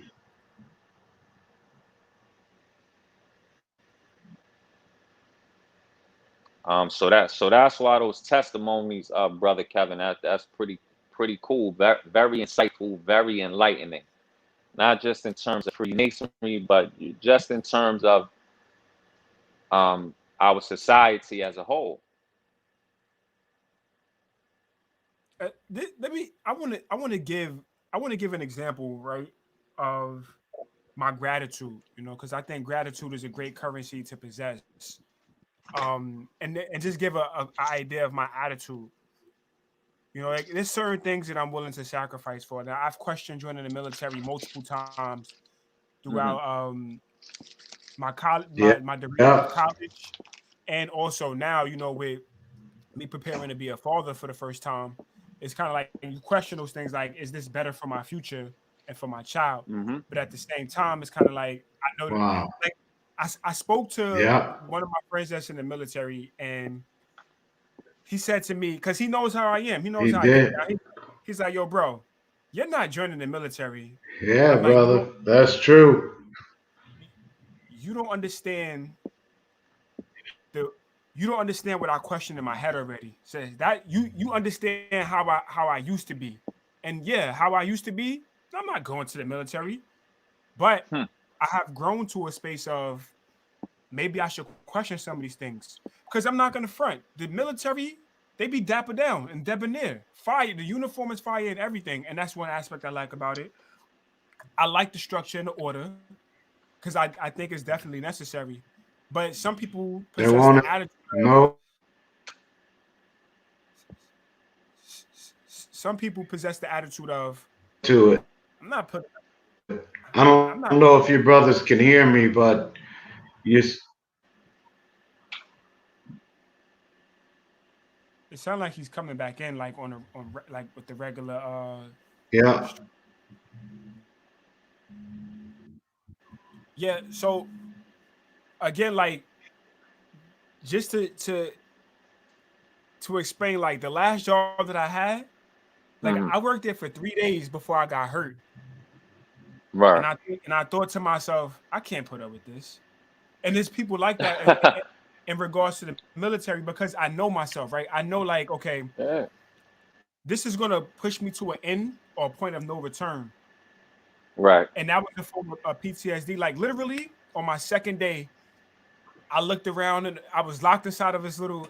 It's crazy. I was locked inside of this thing, but I was looking around and I was like, yo, you locked behind the door. You can't get out for your life. You can't break that door. You can't click the glass. Nothing. You stuck right here unless somebody come with that key. And so when I think about that, that's just me in Right. Brooklyn, New York. So imagine Right. you being in behind enemy lines. Like brother Kevin stated earlier when they sent him behind enemy lines in the Hmm. fire zone or whatever or a hot yeah. zone. So it was like for me, it's like what would I do? And you explaining about your grandfather and his soul rising power about Hmm. how he had to eat a cat. There was a guy that I went to church with where he said that he was running, he was in a Vietnam War, his helmet Hmm. flew off. He said he picked up a construction hat. That's what he could find to put on his head. And he was like, five Thank you, minutes later, brothers. they shot a bullet right through it. Thank you, brothers. Thank you, brothers. You- Yes. You're welcome, brother Kev. um, but you think about me, Mm. I take Yeah. the train, I go to work, I live a regular life, and then you say to me, yo, bro, I was in war and my helmet flew off. I had to pick up something to cover my head, and like 5 minutes later, a Hmm. bullet went through that helmet. And it's like you was that close. So when I hear those Yeah. stories and the people who go through them, like I said, I tip my hat off because it's like I don't even know if I'm willing to go to that thing. Congratulations. You know what I'm saying? Like, Yeah. And brother righteous, like you were saying that in terms of like the penal system, like and anybody who's worked in any capacity of security, training and things like that, whether that's being a corrections officer, police officer, anything just dealing with security. For the individuals who pay attention to the training, they tell you like this, those things are considered paramilitary. They explain that to you, and they're not trying to make you like add grandeur to what you are. It's just showing the similarities, like you were saying, brother righteous. For example, like with corrections officers who have actually worked the 20 years necessary in order to be eligible to receive their pension and things like that. Statistically, they have a very high level of suicide, a very high level of it, brother. This is statistically true, but no, many people don't talk about this type of thing. They have a very high rate of suicide, corrections officers, because yeah, after so many years, like you said, of being in that type of hostile environment, right? Especially when you start realizing, like, damn, I'm dispensable, bro. I'm disposable if you think about it. Like you said, um, like with the Attica riots, for example, when that happened in the early 70s, um, when the state troopers came in, to stop the riot, the majority of the corrections officers who were killed in that situation were killed by the police and state troopers, not by the inmates. So that shows you, like, damn, they were disposable. It's like, listen, we have to stop this riot. So in order to stop it, everybody's disposable at this point, including the corrections officers, and gunshots were being fired everywhere. So unfortunately, that's what happened. Now, like you said too, with the decorum, you talk about the decorum in the military. My friend Easy Win, who has the channel Florida Prison Talk, he does a lot of interviews with corrections officers, formerly incarcerated individuals, things like that. He was in the Marines, so he's a veteran, and like he was in the brig at one point when he was in the Marines, which is military jail. And he explained to me, and he talks about this a lot too. He's like, listen, man, you even have set tripping in the armed forces. He's like, set tripping goes on in the armed forces because he was a Marine. So he's like, bro, it's a general rule of thumb that Marines, a general thing, this doesn't mean everybody sees it this way. He's like, it's a general rule of thumb that Marines don't respect Army men, because he was explaining to us. He's like, we see the Marines as being elite. What we look at the Army as being is the Army takes anybody. So a lot of the gang members, dudes who got their lives out of order, when they come in, it's like, boom, they go into the Army. So, they cross paths, as far as military bases are concerned, like, they go out on their date nights, or they go club hopping, that type of stuff. So a Marine guy may run into an Army guy and stuff like this. And he's like, yeah, they have the set tripping going on. Like, listen, we don't generally speak and respect these Army guys, because they have according to them, it's like they have the worst of the worst. They got Bloods in there, they got Crips in there, they got gangster disciples in there. These dudes are wild. They lack the same type of discipline that a Marine has, So,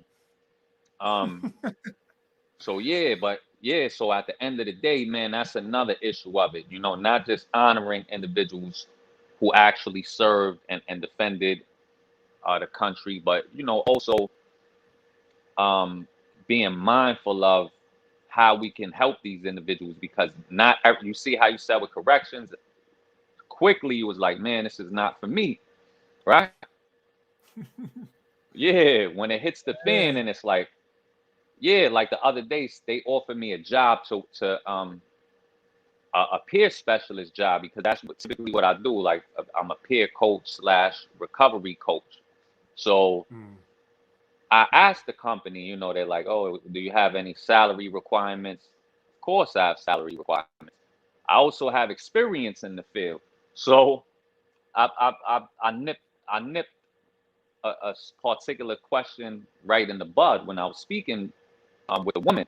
I'm like, before you ask me anything else, I'm like, does this job would this particular position require me working regularly with mental health patients?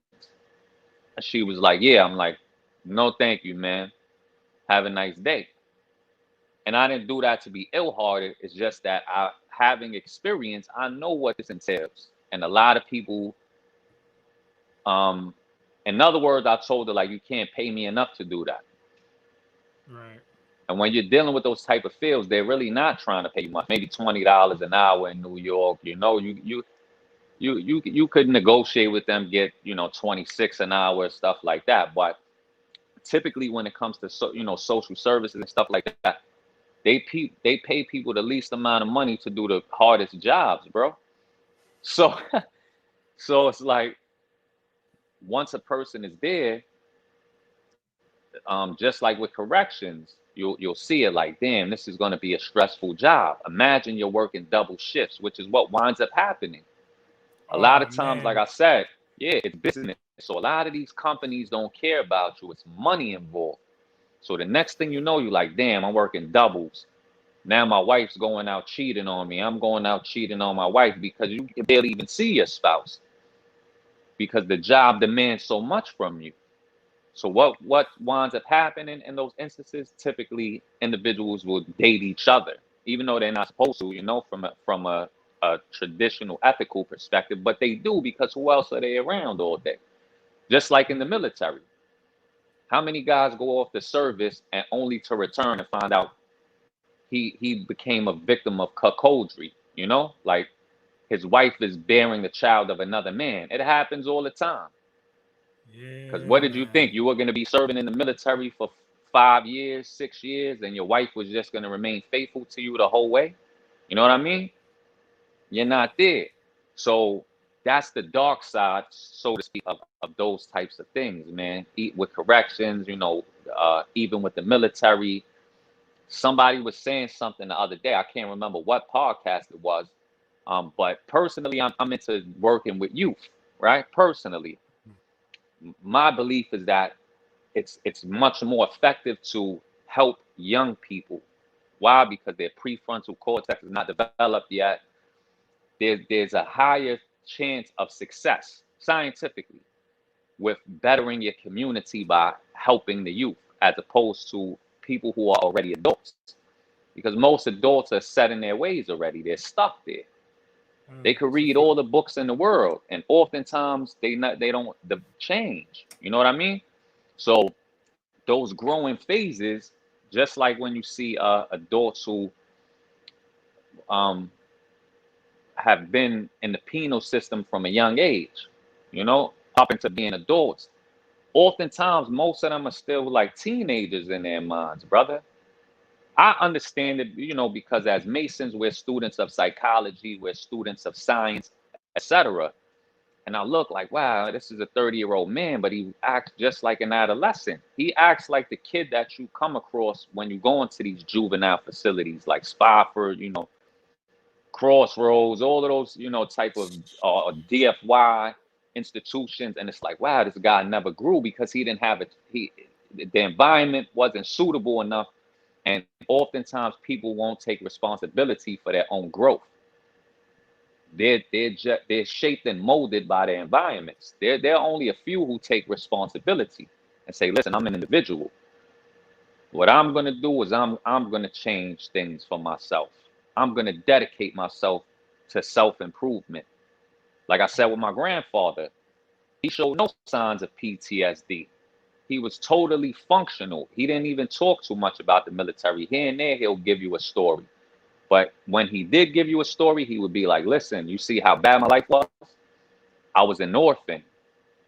I was given up I was made an orphan from the beginning of my life. You see me complaining? That's how my grandfather was. He's like, you ever seen me walking around complaining? My life is so hard. He's like, you would never know I was an orphan, right? But yeah, I've been an orphan since a child. In order to make something better out of my life, I joined the military to try to get a better future. And he fared out well, my grandfather, but he didn't complain. He didn't suffer from PTSD or any of that stuff. And again, he was actually in the war. He experienced some crazy things, man. But somebody was saying recently, and I can't remember what it was, a podcast maybe I was watching. And like for me, I like working with the youth. So one thing about that, like when I first got involved in that, I'm like, yeah, youth development specialist. I'm thinking, you're helping at-risk youth. But the semantics are crazy because yeah, all man. that really was being a corrections officer for kids in jail. That's It's a exactly what it fancy, is. it's a fancy title, very misleading. So now a person is going into that type of work and he's like, wow, you put me amongst the worst youth you could think about. You putting me around child killers, child sociopaths. This ain't what I signed up for. So a You, lot of people don't want to, since a lot of people don't want to do that work, I just want to make one quick point. Since a lot of people don't want to do that type of work, there's a lot of manipulation, a lot of semantics that go on the business side of things. So somebody was saying recently with the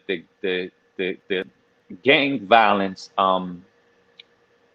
epidemic. I call it an epidemic because I honestly see that it's a problem in our country. Gang violence.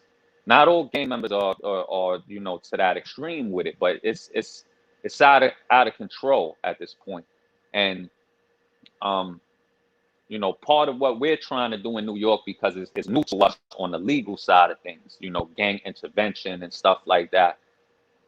Somebody was suggesting that, you know what, maybe, not saying I agree, but they're like, man, you know what, maybe we should start sending some of these, you know, young gang members, the ones who are doing the real killing out there, man, let's start sending them in the military. Maybe that's better for them, because they already, you see what happens on the news, all of these killings, right, bro? In Chicago, New York City is not so bad, you know what I mean?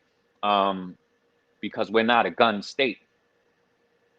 So it's not so bad, but then you have upstate New York, you know, where they have places in which you can have assault rifles. They have hunting grounds out there. So some of these upstate New York places are very dangerous, bro. Like they have drive-by shootings over there. Gang members are really at war. But anyway, somebody suggested that, but state your point. I just wanted to mention that, brother.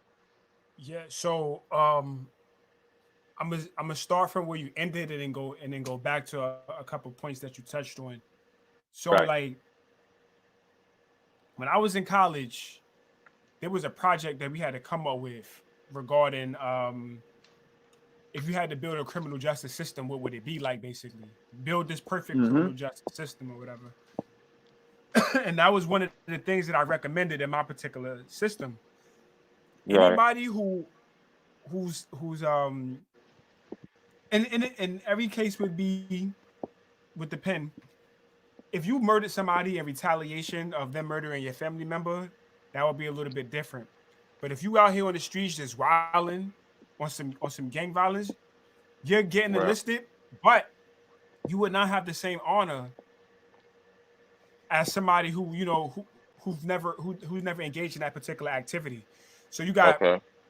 college degrees who gonna go officer for typically that that would be practical. If you got a degree, they want you would go officer.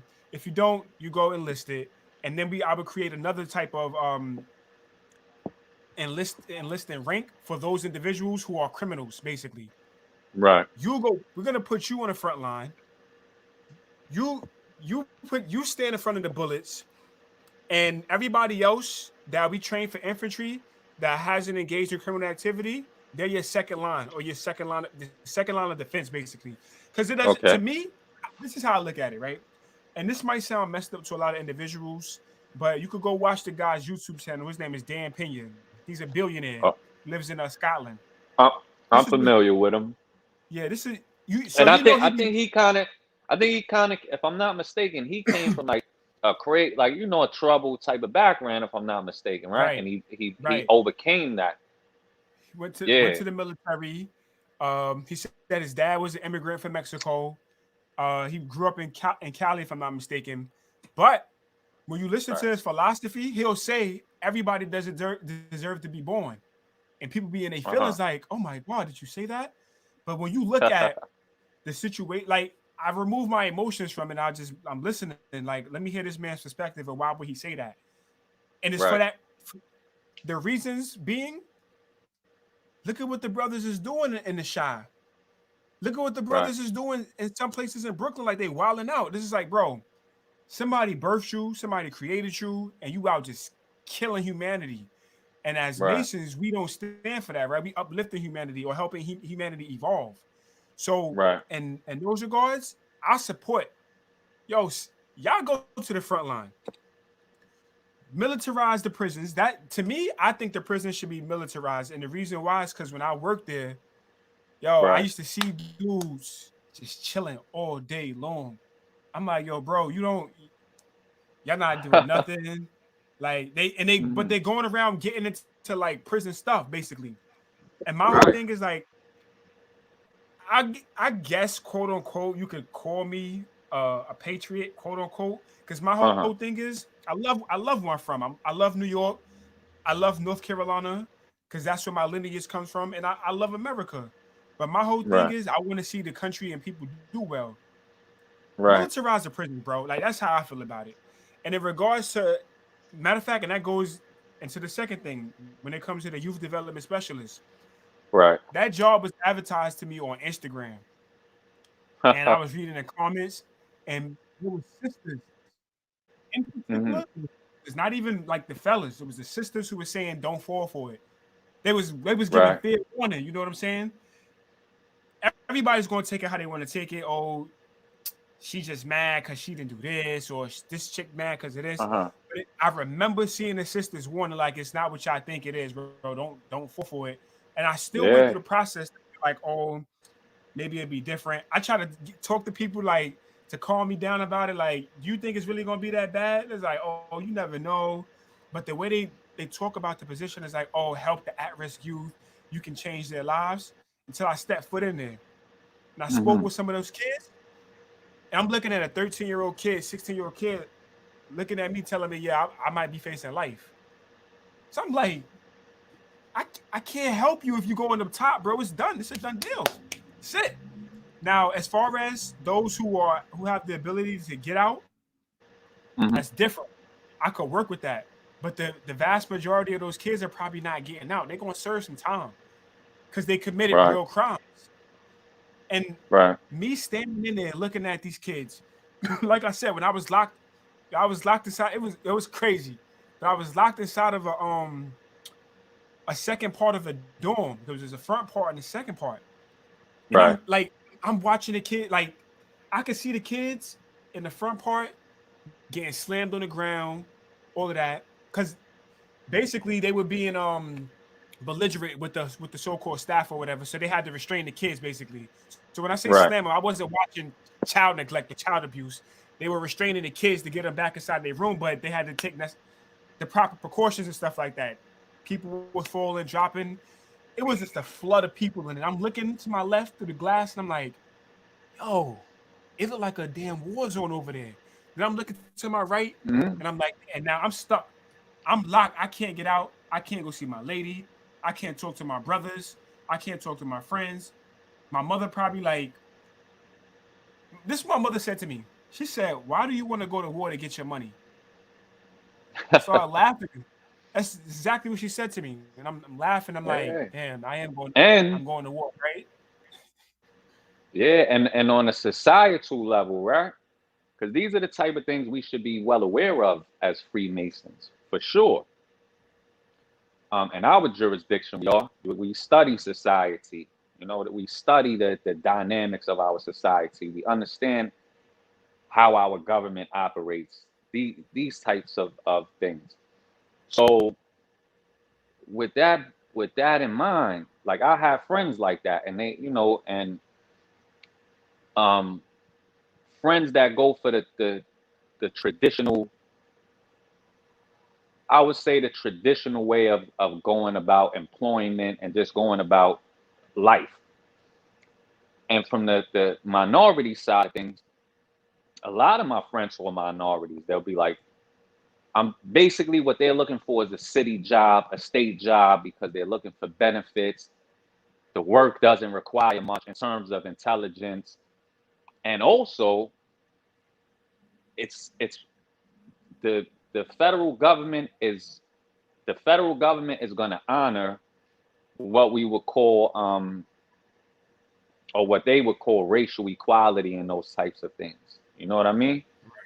Whereas when you're dealing with private business, it's a different ballpark. In private business, let's say you and I have a corporation. Me and Brother Righteous have this corporation we started up. It's a small corporation. He's a Mason, I'm a Mason. And we get together and it's like, oh, we pretty much only employ Freemasons in this corporation. It's a private business. You can't tell us we can't do that. Right. You can't. That's our prerogative. That's our right. It's private business. This is not under the government. It's a legal business. So naturally, discrimination is going to happen and things like that when you're dealing with private businesses. So amongst minorities, the traditional way of going through things is, yeah, work for the city. You know what I mean? Hey, work on Rikers Island. The benefits are there. You get a decent paycheck. Work for the parks department. Work for the mayor's office and things like that. That's their big have or be or dream. you know. So Right. um, the the the dark aspects of it though are the types of things you're talking about, such as the penal system in particular. These people still exist, but who's really going to want to work there? If they have a choice, you have to bait them in some way to Yep. try to get them in there. So I remember seeing that too, because again, I'm for the youth, and I'm like, wow, youth development specialist. But like you said, brother, it was nothing like what it sounds like. It's semantics to bait you in until you get Exactly. there and you're like, oh wow. And then ACS took over the situation because they shut down a lot of the juvenile Yeah. um, facilities because of prison reform in New York State, as well as a lot of the adult facilities. And Yeah. um, And it's worse. It's worse with underneath ACS. Like I, yeah, I and also when you're dealing with kids, remember that my perspective of it is from a scientific level, and in the court system we have the same concept now in New York. Um, we sit at the round table, bro. All of the different judges, different lawyers, different peer specialists, which is what I do. I'm a peer specialist. And we just sit at the round table and exchange thoughts. We exchange data. You know what I mean? Like, oh, this is what's scientific, and this is what we're trying to go with. What is scientific? Not what sounds good, but what is scientific? And we understand that, like I said, a child's prefrontal cortex is not developed. It's just not. It's still developed. It's still developing, rather. So those are crucial times in a human's life, which will determine how they will be once they're 25, 26 years old, which is when the prefrontal cortex is fully developed. And your prefrontal cortex serves the function of rational thought. You know what I mean? Thinking mm, rationally. So one cannot logically expect for a child, who's being flooded with all type of negative influences to grasp, what a full adult who was actually raised in a productive way to grasp. So you can imagine working in those type of fields, like you said. These kids, like kid prisons, are typically more violent. This is just the fact. yeah. Kid prisons, adolescent prisons, juvenile facilities are typically worse, man, meaning in terms of violence, than adult ones are. That's a Because fact. a kid can't grasp that. It's like when we were talking about the Pop Smoke situation, and you have fanboys, I would call them, fans, delusional individuals, and they're like, oh, if this 15-year-old kid shot him, he should burn in hell. This is how people are in their feelings over a man that they don't even know. You don't even know this person. So this is a character on the television screen. And some of the things these people are saying, like, okay, this 15-year-old kid, that's really how you feel about him. The rest of his life should be taken away because he shot one of your favorite rappers who is also a gang member. Where's the sense in that? You know what I mean? In other words, there's a chance for this 15-year-old kid to grow and develop and become something. Right. He's 15 years old, like especially growing up in that mainstream hip hop, well, mainstream rap culture, all of the negative stuff we see. His parents are probably, mainstream rap fans also. So how do you expect this kid to act at 15 years old? Or do you expect him to value human life? So when people act surprised over things we see in our society, like me and my two biological brothers, we were hanging out, like we were driving around in the Bronx recently, and we're chopping it up, and we have a resale business. So we buy Jordans, we buy Supreme merchandise, and we what the object is, you sit on it and you resell it because a lot of Jordan sneakers appreciate in value Mm, due to supply and demand. You know what I mean? They'll come out at $200. certain pairs, and then you sit on them for like a year and you're like, oh, now it's $500 for that pair because of supply and demand. They're sold out. And so you sit on them and you resell them at that price. So anyway, they're showing me these Derek Jeter Jordans. They're, Jordan 11s, the mid tops, because they have low tops, they have mid tops. But the mid top Derek Jeter 11s are $20,000 right now, brother. If you look it up online, this pair of sneakers costs $20,000. So if you bought them when they came out, you made a nice come up. Like, oh man, I bought these for this price, and now I could sell them anywhere at $20,000. But the irony of it, the joke between us is we're civilians, but the joke with us is we're like, bro, if I see somebody walking down the street right now over here, bro, with those $20,000 Derek Jeter 11s on, I think I might rob them. You know what I mean? So we had a good laugh out of that, because you have to sit and think about it like, damn, I'm not a robber. You know what I mean? But if somebody came past me with these Derek Jeter 11s on, if I rob him, bro, I'm getting $20,000 for those sneakers if I sell them. Do you not think that's going to increase the odds of somebody wanting to rob a person or act out of character? Of course it is. So the point I'm making is that traditionally, we're not really taught to value human life, and I don't know why people act surprised about that. I mean, I know why they are, because everything is robotical nowadays. People don't think for themselves. Like Brother Halel, I read his article, brother, his piece of architecture. I'm like, that's dope. Yeah, He's touching it up. Yeah, he's touching it up. But I'm like, damn, bro. He reached some significant points in that essay, brother. Like, just as far as the mass mind state, how individuals are programmed, and they don't even see it. Like, they don't even think for themselves. So it shouldn't be surprising to us, brother, that for the longest people don't value human life, man. Come on now. So that's nothing new in the ghettos. People getting robbed for Jordans. Like, I'll be on social media and I'll troll the rappers. I'll flash stacks of money. I'm just being funny, just to make fun of that culture indirectly. And certain dudes that jump on my thread and be like, New York City is soft, bro. Because they see you in the streets taking pictures with stacks of money, jewelry on, and they'll leave a little comment like, New York City is soft, bro. Because if you tried that over here where I'm from, you would have got. And in the back of my mind, I'd be laughing about it, like, bro, look at this ignorance. That because individuals don't value life, they value material. Right. You value material so much that you just said on my thread that if I was to come into your town, I would be robbed. Right?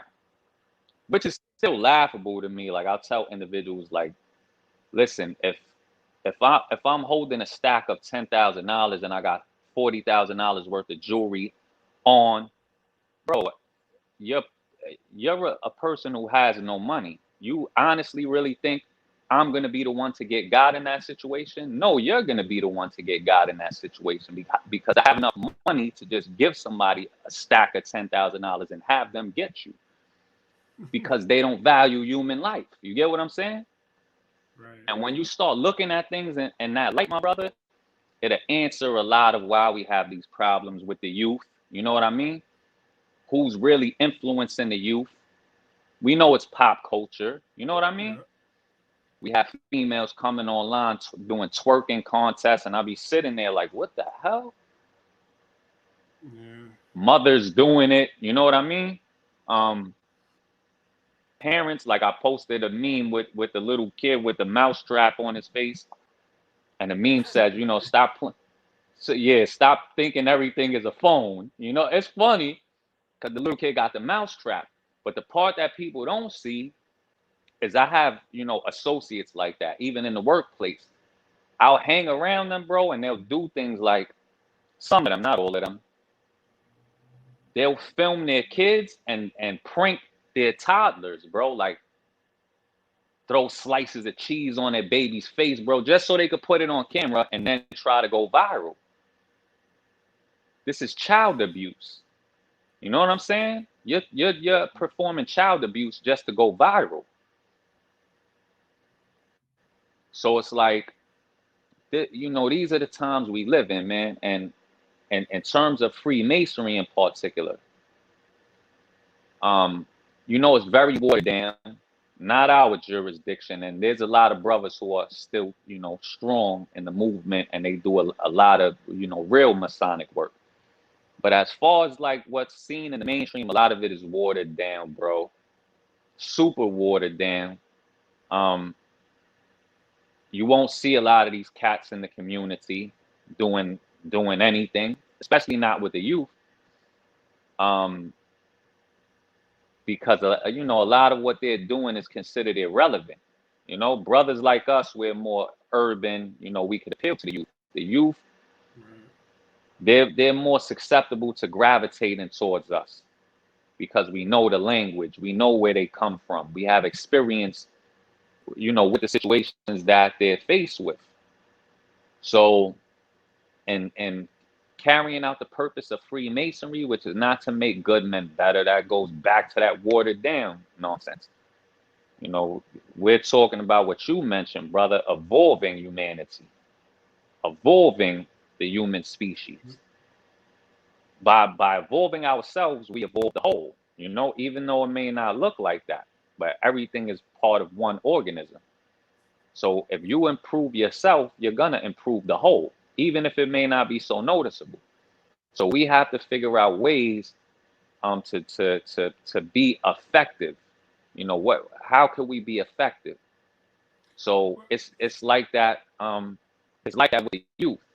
So that spill that you gave, like with the youth development specialist thing, is kind of messed up because it boils down to business. And it's like, damn, I'm supposed to be a specialist in developing the potential of youth.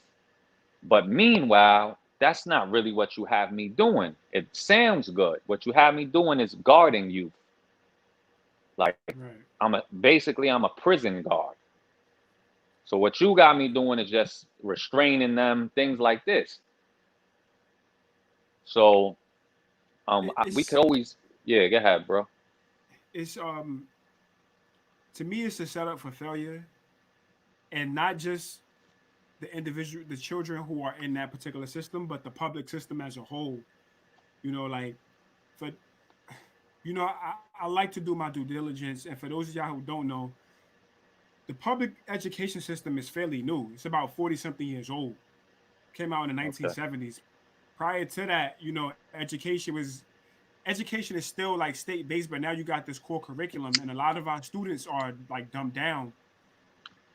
When I think about children, as just like Brother Majesty, I like working with the youth because I can reach them. And the reason why I'm able to reach them is because I remember what it was like to be a kid and not having somebody to reach me as an adult. So like most of my teachers didn't speak my language. And when I say my language, meaning they didn't speak the type of words that were relevant in my world. Right. We both speak English, but it's like there's a different language, a different, a lingo. So like with my students in North Carolina, because I'm a substitute teacher, they always requested me, yo, can we give it to Scott? Can we give it to Scott? Because I keep it professional, but I come to their level sometimes too. Meaning that I'll go in there, I'll ask them, yo, what y'all listening to these days? They'll tell me, yo, Mr. Scott, so-and-so, you play a song for me. And I crack on the song like, bro, that song is trash, bro. I talk to my students just like that. That song is trash, bro. They be like, what? You bugging? I'm like, nah, bro, that song is trash. And I play something from my era, be like, no, was fire. Then, they'll ask me a question about New York. What is it like in New York? Mm-hmm. So this is how I get them to do their work. I'm like, before I tell y'all what it's like in the city, this is what I need from y'all. Y'all teacher left some assignments. I need y'all to get these assignments done. When y'all finish that and y'all do it quickly, we'll talk about what it's like in New York, because kids want to learn. That's why they're always asking why this and why that. What is it like here? How did you do this? So I know that they want that, and it's an opportunity for me to allow them to experience a place where I'm from that's near and dear to my heart. And Right. they're still learning. It may not necessarily be curriculum, but they just did their work. Now they're learning about New York City. It's a different world. So I connect with them like that. They be leaving their classroom trying to come to my classroom like Mr. Scott, cool. Because I don't diss them. And if I diss them, it's in a playful way. But I always make them feel relevant. Whenever I see them disrespecting each other, yo, listen, what we're not gonna do, we're not gonna violate each other here. Okay. I talk to him just like this, all right? Respect Right. him, respect her. That's it. And if y'all can't do that, then we don't do nothing. So I keep it professional, but I reach them because kids want that. Now, most of the teachers are there for the paycheck, and most of the teachers don't have that sense of really wanting to help the child. Like they say that they do, but they Mm-hmm. don't. And so that's why, like, when you mentioned, like, from us, like, we could put a suit on and be dapper and debonair, walk into a courthouse, walk into a business meeting, and be fresh to death like your so-called Wall Street dudes. But at the same Right. time, we could take that suit off and Right. get urban. Like right now, I got a t-shirt and sweatpants on chilling, but we could reach them. So even when I was working I was at Crossroads. So when I was at Yeah. YDS, like the kids, like at first I had to keep reminding myself like, yo, relax and chill, because they would tell you, yo, watch your back around them because they'll just punch you in your head for no reason. They was telling me this, like, you feel Yeah. me? They're like, yo, they'll just wild on your joint, bro. Like you gotta watch your back. So Right. what I did was I tried to find a point of where I could get in to connect with this kid, because he Mm-hmm. looking at me like, yo, I don't know you, and you just like the rest of these other people. So Yeah. I'm about to, I'm gonna stall off on you just off the rip to let you know like I'm not nothing to be messed with. And this is their energy. So me, Yeah. I had to talk street to them because that's what they understood. They was talking about one of them was talking about marijuana. He was like, yo, when I get out, I'm pushing weight. I'm gonna go to California and get my weight from California, and I'm gonna ship it all the way to New York. I'm like, why would you put yourself in jeopardy like that? So he's looking at me. He's like, what? I'm like, does that make any sense? You gonna drive to Mm-hmm. California to get weed and drive it back to New York? I'm like, bro, you're here right now, which means that you don't make the smartest choices in the world. You'll get caught before you get to Arizona. Think about it, bro. Yeah. That's So I funny. said, how about this? Hustle up some money, buy some land in Wisconsin, Colorado, or somewhere. Hire somebody you could trust. Grow your plants out there, bro. Start your business out there. Don't traffic it to New Mm-hmm. York if New York is not legalized quite yet. Even though brothers still get it out here. He's like, Right. yo, I ain't even think about that. I'm like, that's why I'm kicking game to you, bro. Cause you gonna think like, oh, I'm gonna do what everybody else is doing. I'm about to come up and get up. But it's like, bro, I'm an adult, bro. I done made mistakes. I never made that kind of mistake, but my mind can go that far. Like, bro, I'm not, you crazy? Because when I was working as a correctional officer, Right. there was a Hispanic brother who told me how he got locked up. He was driving from Boston to North Carolina to do a drug deal, and he said that when he was getting ready to get off the exit, the dude called him. Where you at? He was like, I'm getting ready to get off the exit. He's like, when I pulled off the exit, the police got me. And I'm looking at this dude like, yo, somebody set you up. He's like, yeah, man, he's from Boston, doing time in Mm-hmm. North Carolina. So I already know Right. off the rip, just hearing that particular experience, nah, we're not moving like we're not moving like that. And if we were, you would not don't ever tell nobody that either, unless it's somebody that's in your team and your force and you trust. Simple. So Right. the thing is, I try to reach them from like their street perspective, right? And I try to Mm-hmm. bring it back into like, all right, based off of what you said, this is how this adds up to this. Like I'll give you an example, like with my uncle. This is just to show how smart people are, and even some of these kids are. My uncle used to be homeless. He Right. was living underneath a bridge. This is the crazy part. My family was telling me about it. I ain't want to believe it. So I went up there to see it. I'm like, yo, you really live underneath a bridge. Yo, he had a carpet. He had a clothes Mm-hmm. rack.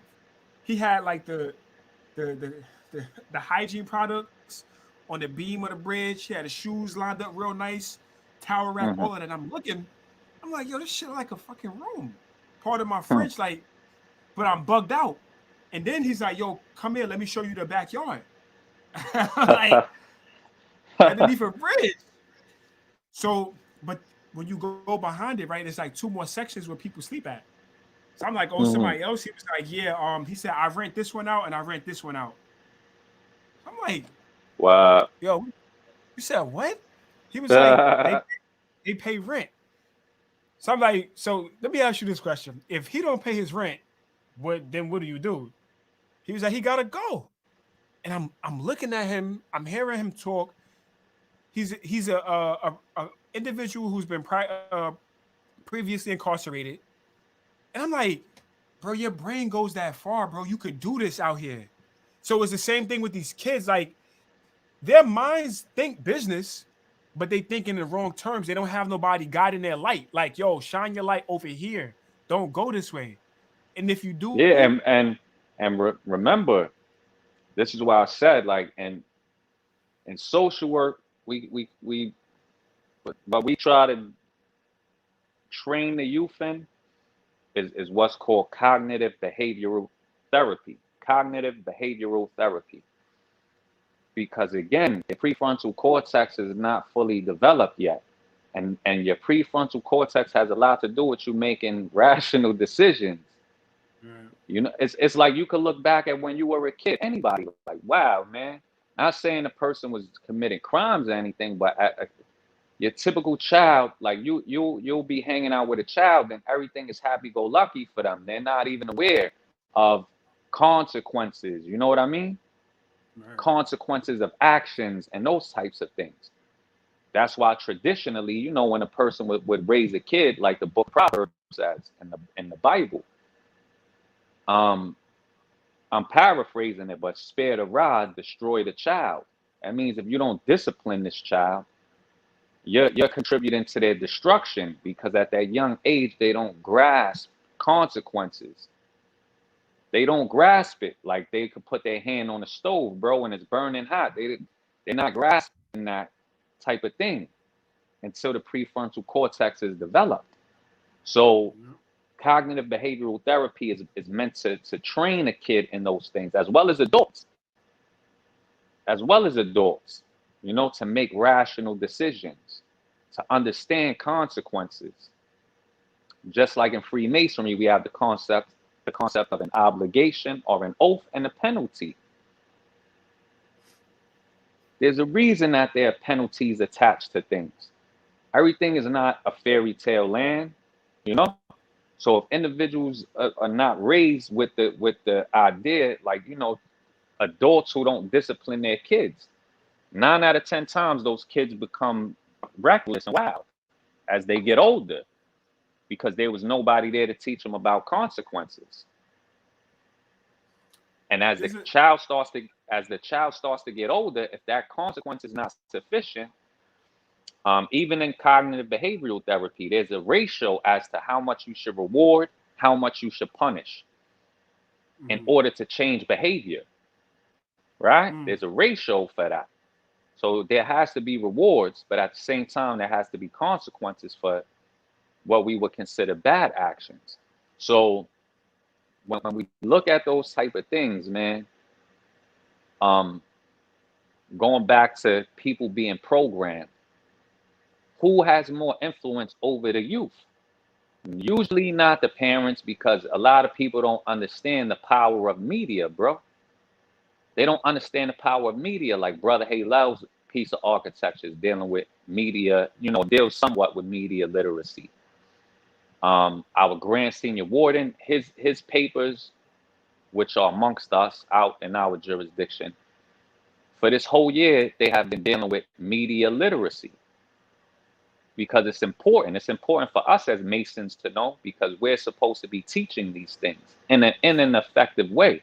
So understanding the power of media, most people are going to be programmed by what mainstream media puts out.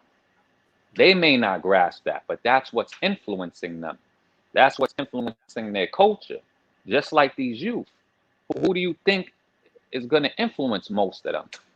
Like you have different family units, you know, like you may come from a Renaissance based type of family, you know, where your father's a musician, your mother's an artist. They take you to museums as a child. They get you involved in performing arts programs and stuff. And then you start to meet other youth that are into the same type of thing. And then as you grow up, 9 out of 10 times, that's what you're going to gravitate towards.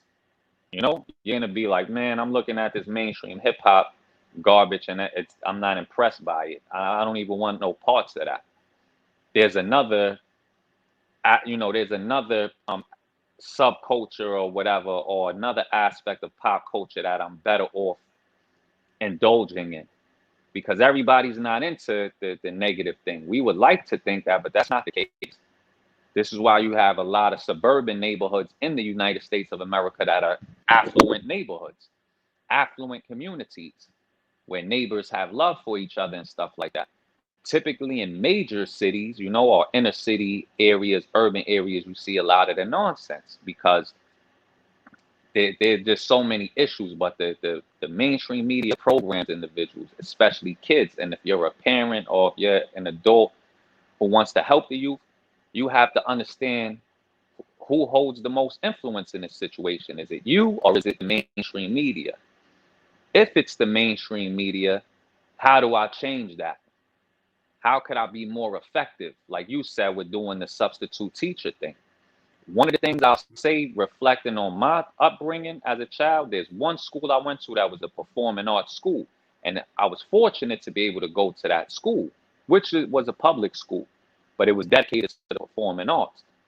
And I can remember that some of the experiences that really shaped the good things about me came from the teachers in that school, because it was weird. Like a lot of these teachers would actually come to the projects, bro, visit you. It was weird, bro.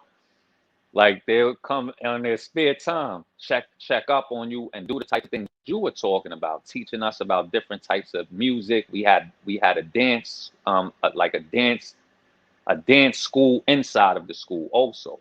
So we were exposed to so many things dealing with the arts, bro, and the performing arts in particular, that those things stick with you. So naturally, growing up, I was into, art, drawing, in that aspect, art, music, dancing, reading. I had video games, but I would still always read. But a lot of that had to do with those teachers I had, bro, who really cared and who could really get the message to us and make it seem cool. You get what I'm saying? There's a article that I read sometime 2020 last year, Mm-hmm. and the article was speaking about how the brain of an adult is not fully developed until the age of 25. Some of the experiments and the studies that they was doing, and so it led me to to start thinking about, okay, well, if that's the case, if the person's brain isn't fully developed until the age of 25, then Right. we should look into some study about how we charging these children when it comes to the Mhm. crimes that they commit, and at what point do you fully embrace? Because if a person is fully not engaged into their prefrontal cortex until the age of 25, that means that the rationality is not completely there. So that Right. means that when you dealing with the court system or the system of like judging, because I seen like a brother that was like 22, who a Mm-hmm. judge, she sent him up top for a long time because he robbed an NFL player and somebody else, and he was crying. I mean, she threw the book at him. Honestly, like Right. me and my brother was talking about it, and I'm looking at it. I'm just like, Dad, she just had no remorse, and he was, apologetic about it. But I'm like, all right, so now let's just use that case. If he's 22, that means his prefrontal cortex isn't fully developed. He got 3 more years until it reaches his full capacity. So I'm Right. I'm thinking about it. I'm like, damn, should this judge have a little bit more compassion based off these particular studies? But I can only go off that assumption. Uh, now, I can only go with that. uh-huh. I can only go Now, with that uh-huh. assuming that that judge knows that this study exists. All I right, can't now assume. I let me. can presume that. All Go right, ahead. now let me say this because I mentioned this a few minutes ago. Um, from working in the court system, like I mentioned earlier, what we do is, and this is regarding New York State. I can't speak for the other states because I've never worked in any courts outside of New York State.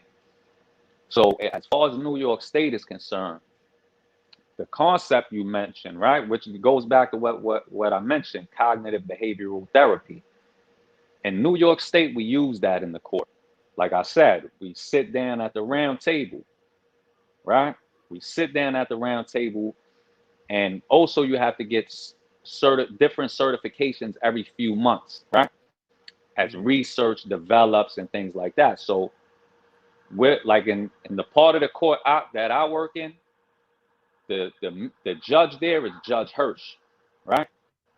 It used to be a judge named Judge Wong. Judge Wong was notorious for throwing the book at dudes, right? For drug cases because his daughter died of a drug overdose, a heroin overdose. So in his mind, if you come in there for any type of serious drug charge, he's throwing the book at you because he feels like you're part of what my daughter's demise. Because his daughter died of a drug overdose, right? And this is a middle class female. So he felt, these thugs or whatever, drug dealers, this is what they do. They go into the good neighborhoods and start turning it out. But anyway, he retired. So we sit down with various judges as well as various psychologists, experts in the field, just to deal with this cognitive behavioral therapy thing and the whole concept you mentioned about the prefrontal cortex, the development of the prefrontal cortex. So you have to receive training in that. Like I have training in it. You have to take a few days of training to understand what it's all about. It's I recommend the training. It's good and it's free. Even if you're a person in the public, all you have to do is Google it, and you'll find different days in which they have these free trainings. And you could go there. Typically, we give them in the court. You know what I mean? You come up to the court, you sit down, we give you lunch, we give you coffee, all of that type of stuff. And it's you'll be there for a few days, learn this, and then you get a certificate at the end, right? So working in the court system now, you have to have that training because it's only in recent times that the court decided, and you'll know about this too because you worked with juvenile, criminally involved juveniles. That discovery, if you want to call it that, or the acceptance of it by the judicial system in New York, made it so that a lot of the juvenile facilities were getting shut down. So ACS took on a lot of those situations thereafter, right? So we'll sit down and we'll talk about that. So now one of the issues becomes this. All of this deals with criminal reform, justice reform and things like that. So now the thing is, damn, like you said, brother, you have so many individuals who have hella time for things they did as youth. So now a lot of them have appeals in the court. You know what I mean? They have appeals in. Like, listen, due to this new research that the courts do accept,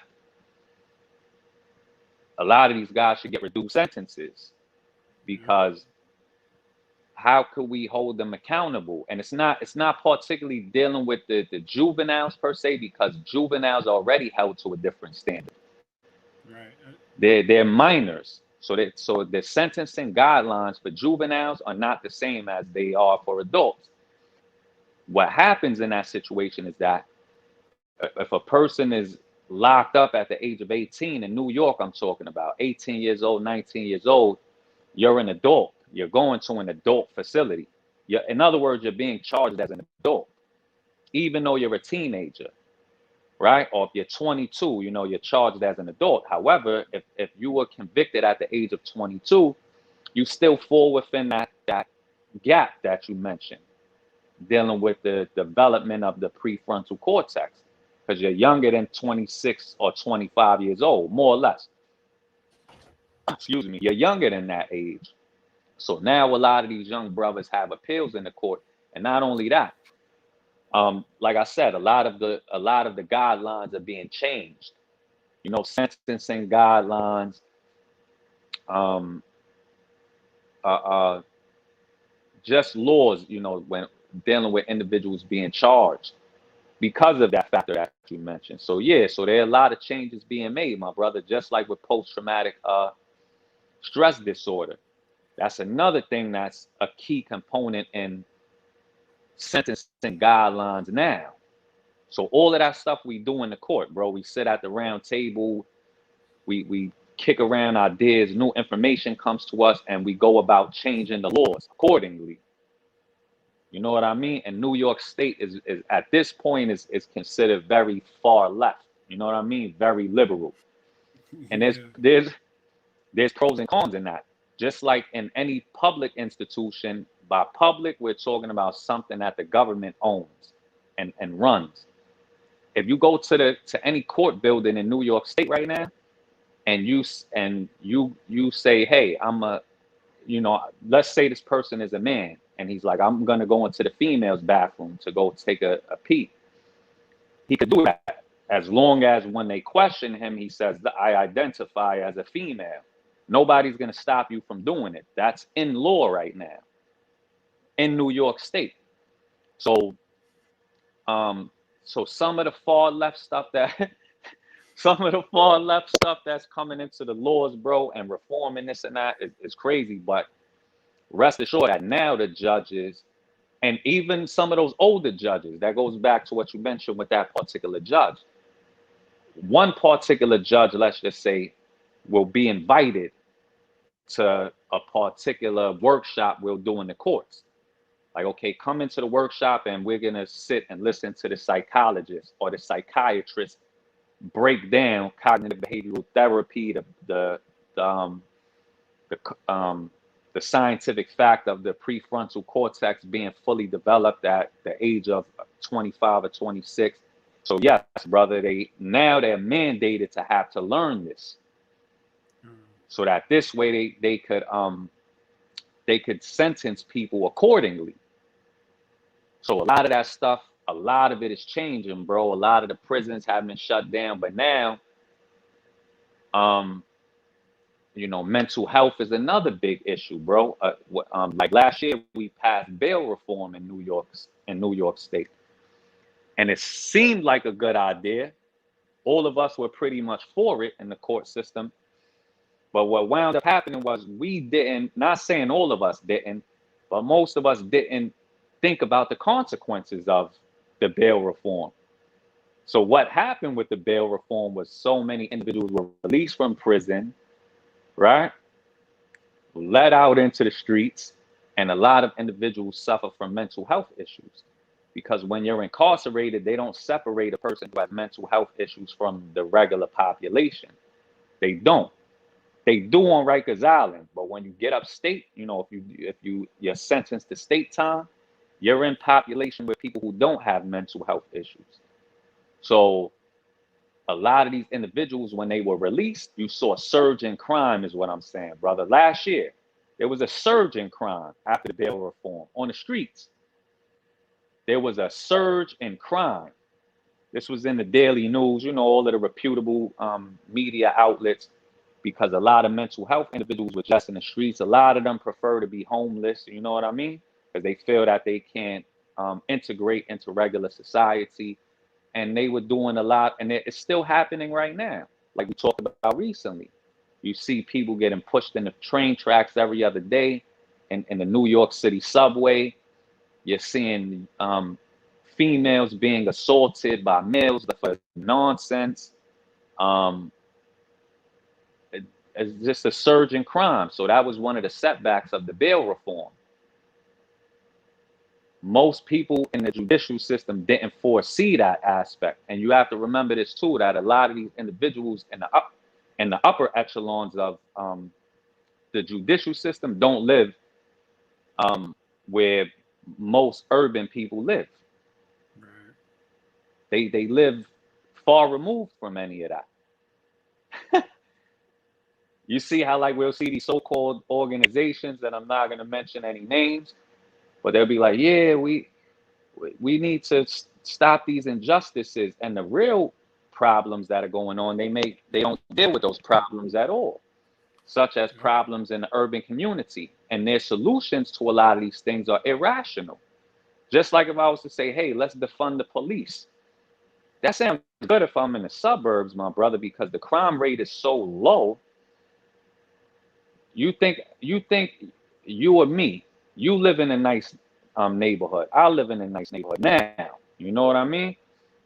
Our object is to make money, do good, but get out of the ghetto. You know what I mean? But we can still go back to the ghetto to do good works.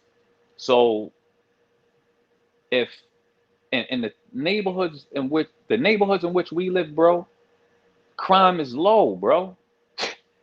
It's low. So so how often do we encounter police? Unless we're going into the major shopping areas in New York City and stuff like that, where everybody congregates. We're not faced with those issues. I'm not faced with the issue of stepping outside of my house and the police are sitting there parked up just looking to catch a crime in action. No, I don't step outside of my house and see that. But when I go to the project, I do see it. So it sounds good for me to say something like defund the police, because that wouldn't be an issue with me where I live. I'm not faced with issues of police brutality. I'm just not in my neighborhood. Not black people where I live, quote unquote, nor white people where I live, quote unquote, nor Latinos where I live, quote unquote. Our neighborhoods are different. We pay a lot of money to live where we live. So if we said, hey, defund the police, it sounds good because we don't have to worry about any type of police brutality anyway. You know what I mean? But in the urban areas, imagine that. That's just a wacky idea, bro. That's a nutty idea. Because for the Yeah, because people that's who just live, opening up a doorway for more hell to come through. absolutely. So don't be surprised when you see some of these weird laws getting passed, bro. Because a lot of people in the judicial system, as I said, bro, they're not living in urban communities. It's like in the Bronx. Like I'm very familiar with the Bronx. But the Bronx is like, you could say, my second home. People over there familiar with AOC, the Yeah, the I, congresswoman.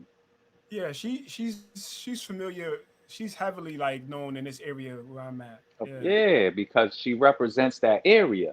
So for anybody who's doing work in the community politically, like myself, even my mother, she's no longer in New York though. We moved her out of state, but when she was in the Bronx, she would be active. You know what I mean? That's just being active politically in your neighborhood, like helping candidates, to get elected and stuff like that, and doing community service. So my mother's familiar with her. I'm familiar with her, but the laughable part about that, I think she's a smart young woman in her own ways. I'm not as Freemasons. We look at the light, bro, not the bearer. Being biased is foolish. So I could listen to a young lady like that speak, bro, and wherever she does make sense, I'll be like, okay, she's intelligent. She makes sense to me there. I'm not biased when I listen to her. So some of the things she might say sound to me as borderline communism, right? But I also get where she's coming from. I understand where she's coming from. But certain things she says are outlandish to me. You know what I mean? But I don't let that take away from the good point she makes. But the laughable part of it is that when you're really out there, brother, in the Bronx, the laughable part is I'll be like, hold on, man, I never seen you in forest projects. I've never seen you nowhere around there.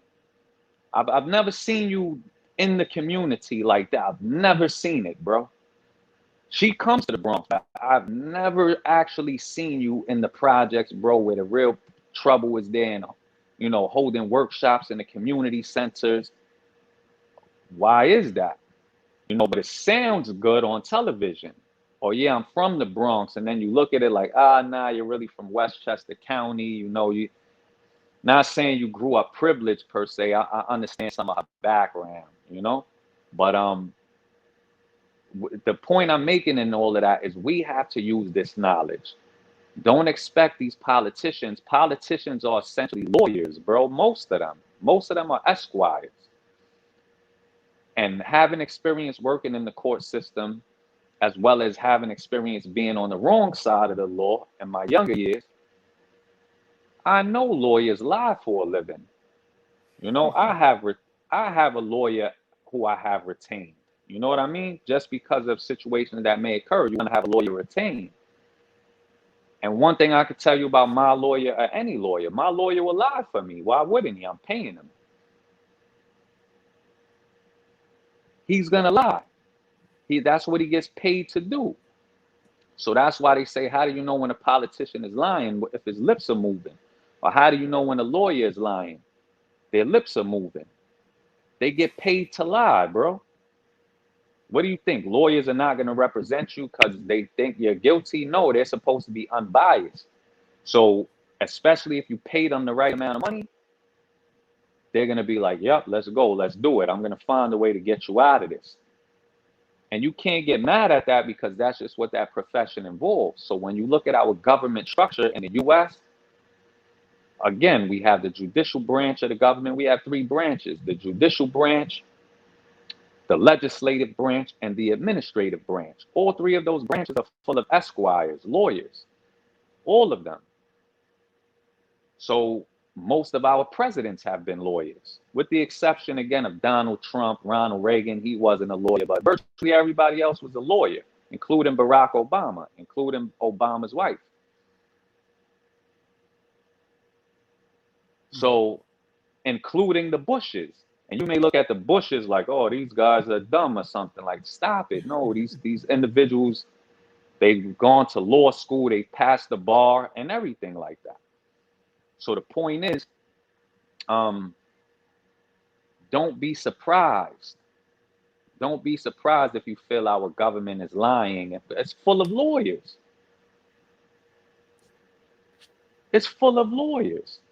So that's intelligence. I won't get thrown off. I'll listen to Barack Obama speak, and guess what's in the back of my mind when I hear him speak, as well as when I hear virtually any other president, former President Bill Clinton or anybody. I know I'm listening to a lawyer speaking, bro. I'm not tricked. You get what I'm saying? And lawyers speak well, bro. They're trained in the art of rhetoric and persuasion. Bro, these dudes study, man. Their mouthpiece is amazing, bro. They can mesmerize you with their words. They're trained in doing that. So when I hear these guys speak, like when Trump was around, the one thing I did like about Trump was that he wasn't a lawyer, and he was blunt. He was candid, in my opinion.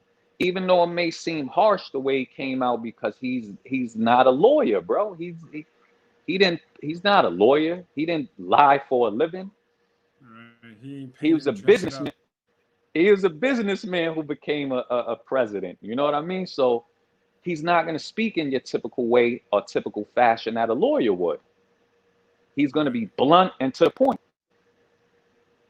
To the point that, a lot of what he said may sound, untactful and things like that. But for me, I prefer a person who is candid. Whether I agree with what they say or I don't. Why? Because at least I know this guy's speaking from his heart. You know what I mean? The lawyer, I got to be careful, because this guy will say anything for money and keep a straight face while he says it. So for us who are doing good work, we have to take more responsibility and stop trying to pass the responsibility on these politicians who oftentimes are so far removed from what's going on in your community. I'll give due respect to the local politicians a lot of times before they reach higher levels. You know what I mean? Because with being a politician, when you reach the higher levels and you're up there on Capitol Hill and things like that, your money's looking different, bro. You know the amounts of business contracts you get through your associations and affiliations. You know how many businesses want to pay you, cut you checks to help change laws that will work in their favor.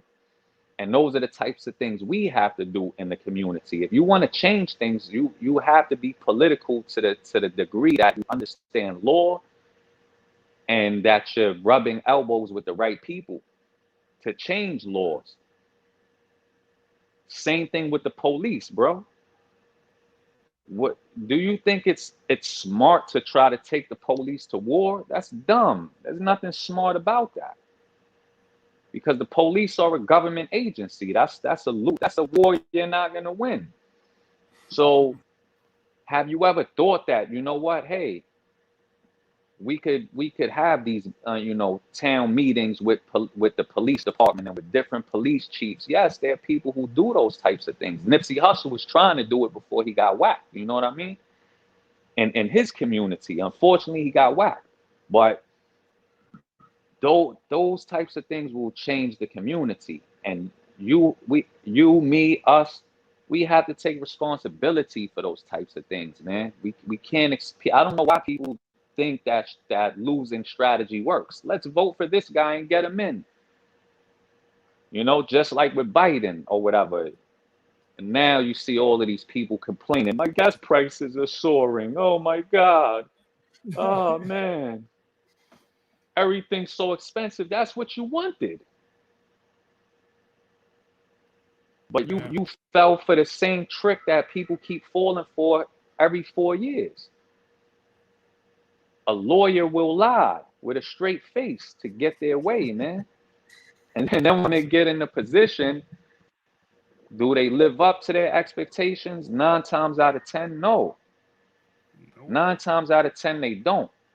The same thing like when former President Bill Clinton, when he was in office, you know, and he's affiliated with the Brotherhood. I'll say rather he's associated with the Masonic Brotherhood. He grew up raised by Freemasons. But that aside, everybody fell for it. Bill Clinton, he's so charismatic. You know what I mean?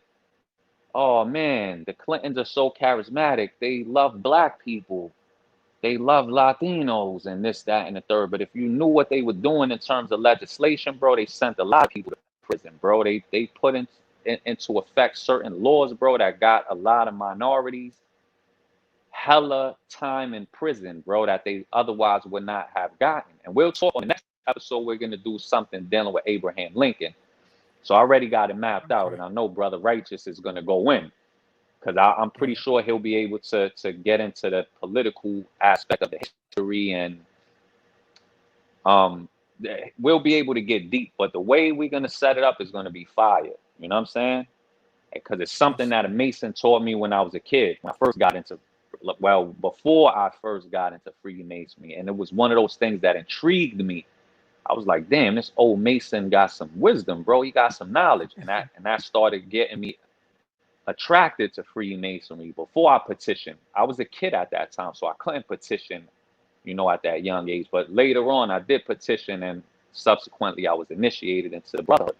So, yeah, we have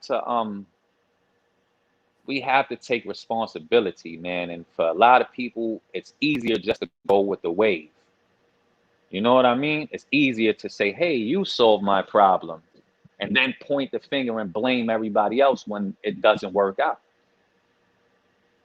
But when are we taking responsibility? And especially when it comes to Freemasons, we'll be on social media. There's some good brothers, man. There's some solid Freemasons that I highly respect, bro. Real Masons. Real Freemasons. But the majority of these cats I see, my brother, I'm like, yo, these dudes are so fake and phony, bro. They're so fake and phony. They're not doing nothing they're not doing anything in the community. You know, they're just wearing the emblem, and they're talking about they make good men better. These dudes are very mediocre. You know what I'm saying?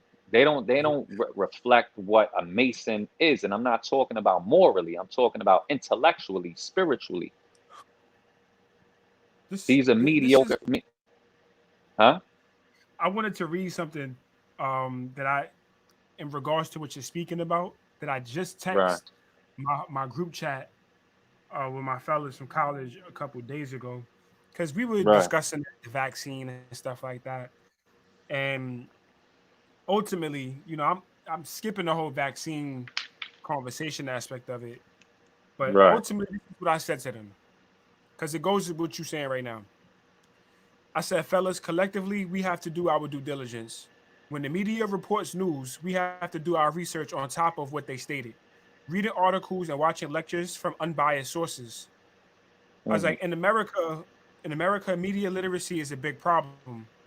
People take the information from the news and the government as absolute truth. The only way this country is going to get better is if we make it better. It all starts with Right. how we present and receive information. I accept the ugly truth and the pretty lies for what they are. Then I told my other homie, I think what you're doing is great by getting different viewpoints to ultimately make a decision. Just be mindful that some research from universities shows a correlation between vaccines and autism. I'll see what I can do to help Bro. out anyway. Most importantly, y'all be safe. Your health is your wealth. But that's just me, like, because the conversation was so polarized. Oh, look, Right. bro, everybody just feel how they feel, and that's just that. And yeah, to a degree, but like as Masons, especially with Blue Majestic, like I feel challenged in the most upright way of being or doing my performing my due diligence, meaning I, brother righteous, when you step out into this world or when somebody presents information to you, how are you processing this in your brain? And once you process it, how are you comprehending it? And how are you delivering this information to somebody else so that they can comprehend and process it as well? Because the Hmm. steps to getting information. So we could talk about AOC, we could talk junk about Biden, we could talk junk about Donald Trump. It doesn't matter Right. who you want to talk junk about. At the end of the day, what I realized the average person is not doing is research. That's number one. Number Hmm. two, your common man is not writing a letter to their congresswoman or their congressman stating their issues. And furthermore, they look. This is why when we spoke about deception on the art of war, right? Right. The deception is considered like a Kansas City shuffle. For those of y'all who don't know what a Kansas City shuffle is making a person thinking you go left when you're really going right. That's deception. So now everybody's running around like, oh, AOC and Chuck Schumer and all of these particular politicians, right? But if you ask them, who's your state politicians? Hmm. I don't know. Most people Hmm. don't know. So Absolutely. every, Absolutely. Let me throw this in. Hold the thought, because you hit upon a very good point, brother. And in our jurisdiction, that's part of our curriculum is to know the laws of the land in which you live, meaning be familiar with your state constitution as well as the federal constitution. That's mandatory in our jurisdiction. Mandatory. Now, um, hold that thought, because I'm gonna throw that, and I'm gonna throw something in the mix dealing with that. When everybody starts going crazy with what you're talking about, the political issues, and when you ask them this, and I've done it plenty of times, right? I like to be in the field and just not to troll them, and as far as this is concerned, but to hopefully see if they realize the ignorance that they have. They have an mm, opinion about everything. I'm like, listen, let me ask you something. What is your Second Amendment right? What is your Fourth Amendment right? What is your Eighth Amendment right? And they'll sit there. Some of them will start getting their feathers ruffled because you just made them look dumb. And in most instances when I've done that, bro, the majority of the masses could not answer the question. And I'm like, how could you have so much of an opinion about politics and you don't even know your Bill of Rights? You don't even know your first 10 amendments to our Constitution. These are rights that are supposed to protect you, and you don't even know them. This is crazy. What are the three branches of government? And I'll say more people are familiar with that, but I'll say in my experiments, and these are just my experiments, 7 out of 10 times they won't know that. I'm like, you don't know what the three branches of the government are? What? So why are you even speaking?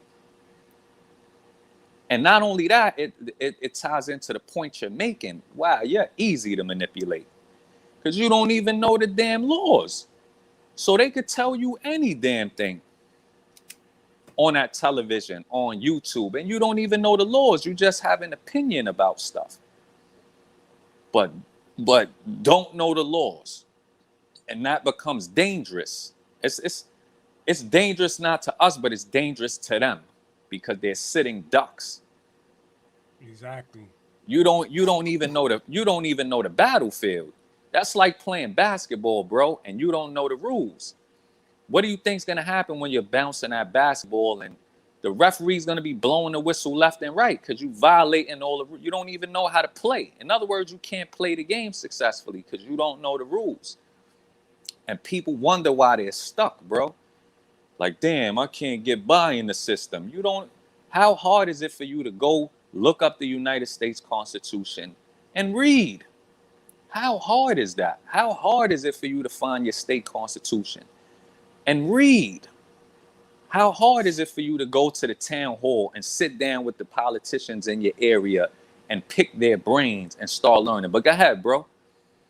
See, it took me a long time to get to this particular point, which I'm glad that I'm here now. So like my homies, like a lot of them, they don't like Trump. Oh, what's the reason? They ask like, if you had to vote for anybody, who would you vote for? I'm like, I probably would vote for Trump. I like this guy. I think he's good sitting in that office. I think the moves he made is definitely something that the nation as a whole needs. So he's like, oh, but he's racist, bro. Why would you vote for him? I'm like, bro, you don't even know this guy, bro. You've never even stepped foot in his office. You don't know nothing about him, bro. You don't know who he is outside of what the media shows you. But then I take it a step further and I say, okay, who passes the laws in your state?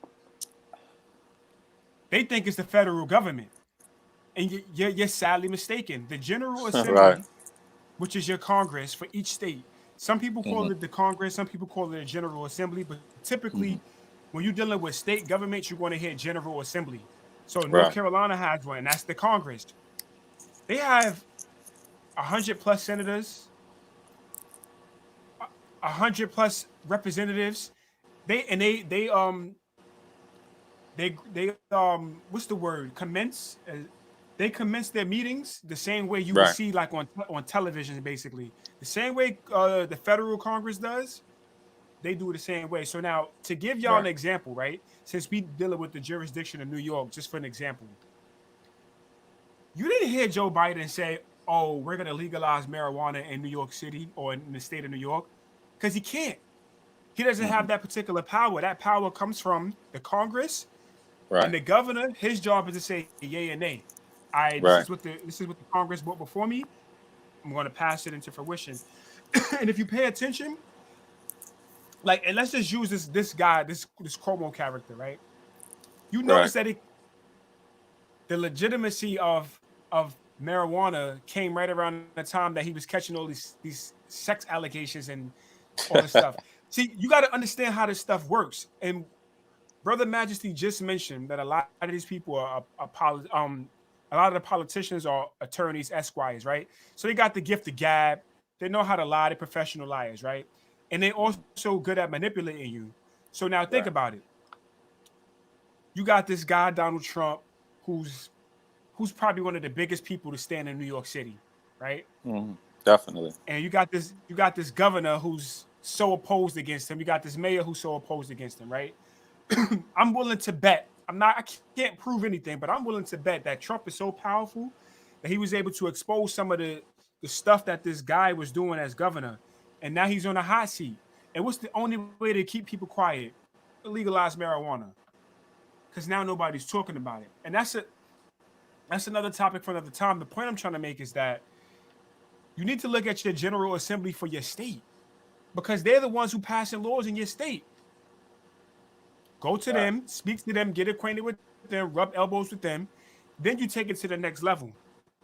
When you're dealing with the United States representative or United States senator, they federal. They're on a federal aspect. That means that when you have your state representatives and your state senators, they get together.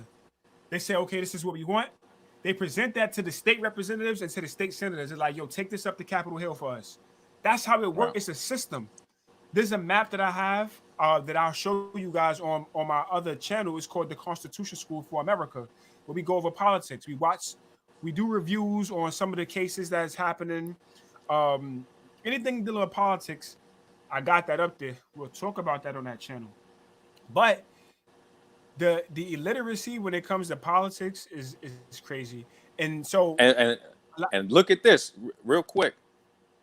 No, finish your point. My fault. The last thing I was going to say is a lot of people, even like my homie, some of my homies is in the military, and Trump is racist. So I said, yo, fam, how that pay raise look though? Oh, I can't lie, that pay raise looking good though. I'm like, come on, man. That you talking about it? You see how it's a conflict of interest? This guy is a military guy. Like, that's the one thing we need to focus on, is get our military up. That's one of the many things that we need to focus on. Bring businesses back to America and make sure our military is strong, live, and thrive. Better yet, let's give them a pay raise to show them that I'm appreciating them. Right. You don't care about the color of your skin. Bro, it's Hispanics, blacks, whites, all types of nationality. You have Asians that are in the American military, bro. Every last one of them got a pay raise. It wasn't, oh, I'm gonna give a pay raise to the ones that's Caucasian and not the ones that's black, bro. Everybody got a pay raise. Because if he was racist, he would say, oh, the blacks, the so-called blacks can't get a pay raise. Neither can the Mexicans or the rest of the Latinos. But he did. Because he don't move like that. And that's what y'all failing to understand and comprehend. So for the military brothers and sisters, I advise you to do your due diligence, rethink, regroup. Critical thinking is very important. is very important. And social media and news media literacy is very important. Right. And here's something to keep in mind. Like I said, in our jurisdiction, bro, it's mandatory to know civics in our jurisdiction. It is mandatory. In our lodges, I'm saying in our jurisdiction, not the whatever other jurisdictions you got out there. But in our jurisdiction, you get tested for that. Meaning you get tested on your knowledge of civics. And if you pass, that's how we suspend you for things like that. Like not knowing fundamental laws in the Constitution, the fundamental laws of your state constitution. We suspend you for those type of things. Why? Because we can't be moving with mediocre men. Mediocre men can't accomplish anything great. So with what you're saying with the politics, you reminded me there's a good book. This book doesn't reflect the brother's opinion in the latter part of his life in certain areas, but there's a book called The Souls of Black Folk by Brother W.E.B. Du Bois, right? Who was a Mason. He's a famous scholar in the history of the United States, a famous black scholar. And he talks about disenfranchisement, right? And disenfranchisement is when your community doesn't have politicians that represent you. You don't have representation in the political field. And typically in the urban areas, that's the situation. Why is it the situation? Because individuals are not doing their due diligence. They're not understanding the dynamics of politics. So therefore, they reap what they sow. Like you said, brother. So when Brother W.E.B. Du Bois talked about that disenfranchisement, Like, for example, he switched his citizenship to Ghana when he died because he just got tired of America. And he was like, yep, I'm out. I'm living as a citizen in Africa, Ghana. So one thing I noticed in terms of what you're saying, brother, right, is when I was a child, I grew up in the ghetto. I grew up in the projects. That's how I grew up. Now, at my dinner table, politics wasn't a subject, nor was it a subject in any of the households I used to frequent in my neighborhood, meaning my friends' households. Politics would only be discussed when there was an election, presidential election, and everybody in the hood has their opinion. But as far as individuals being active in it, no. So I remember when I was a child, my mother used to send me to the Fresh Air Fund, right, which is summer camp. So I used to go to family camp. You have regular camp and you have family camp. So in family camp,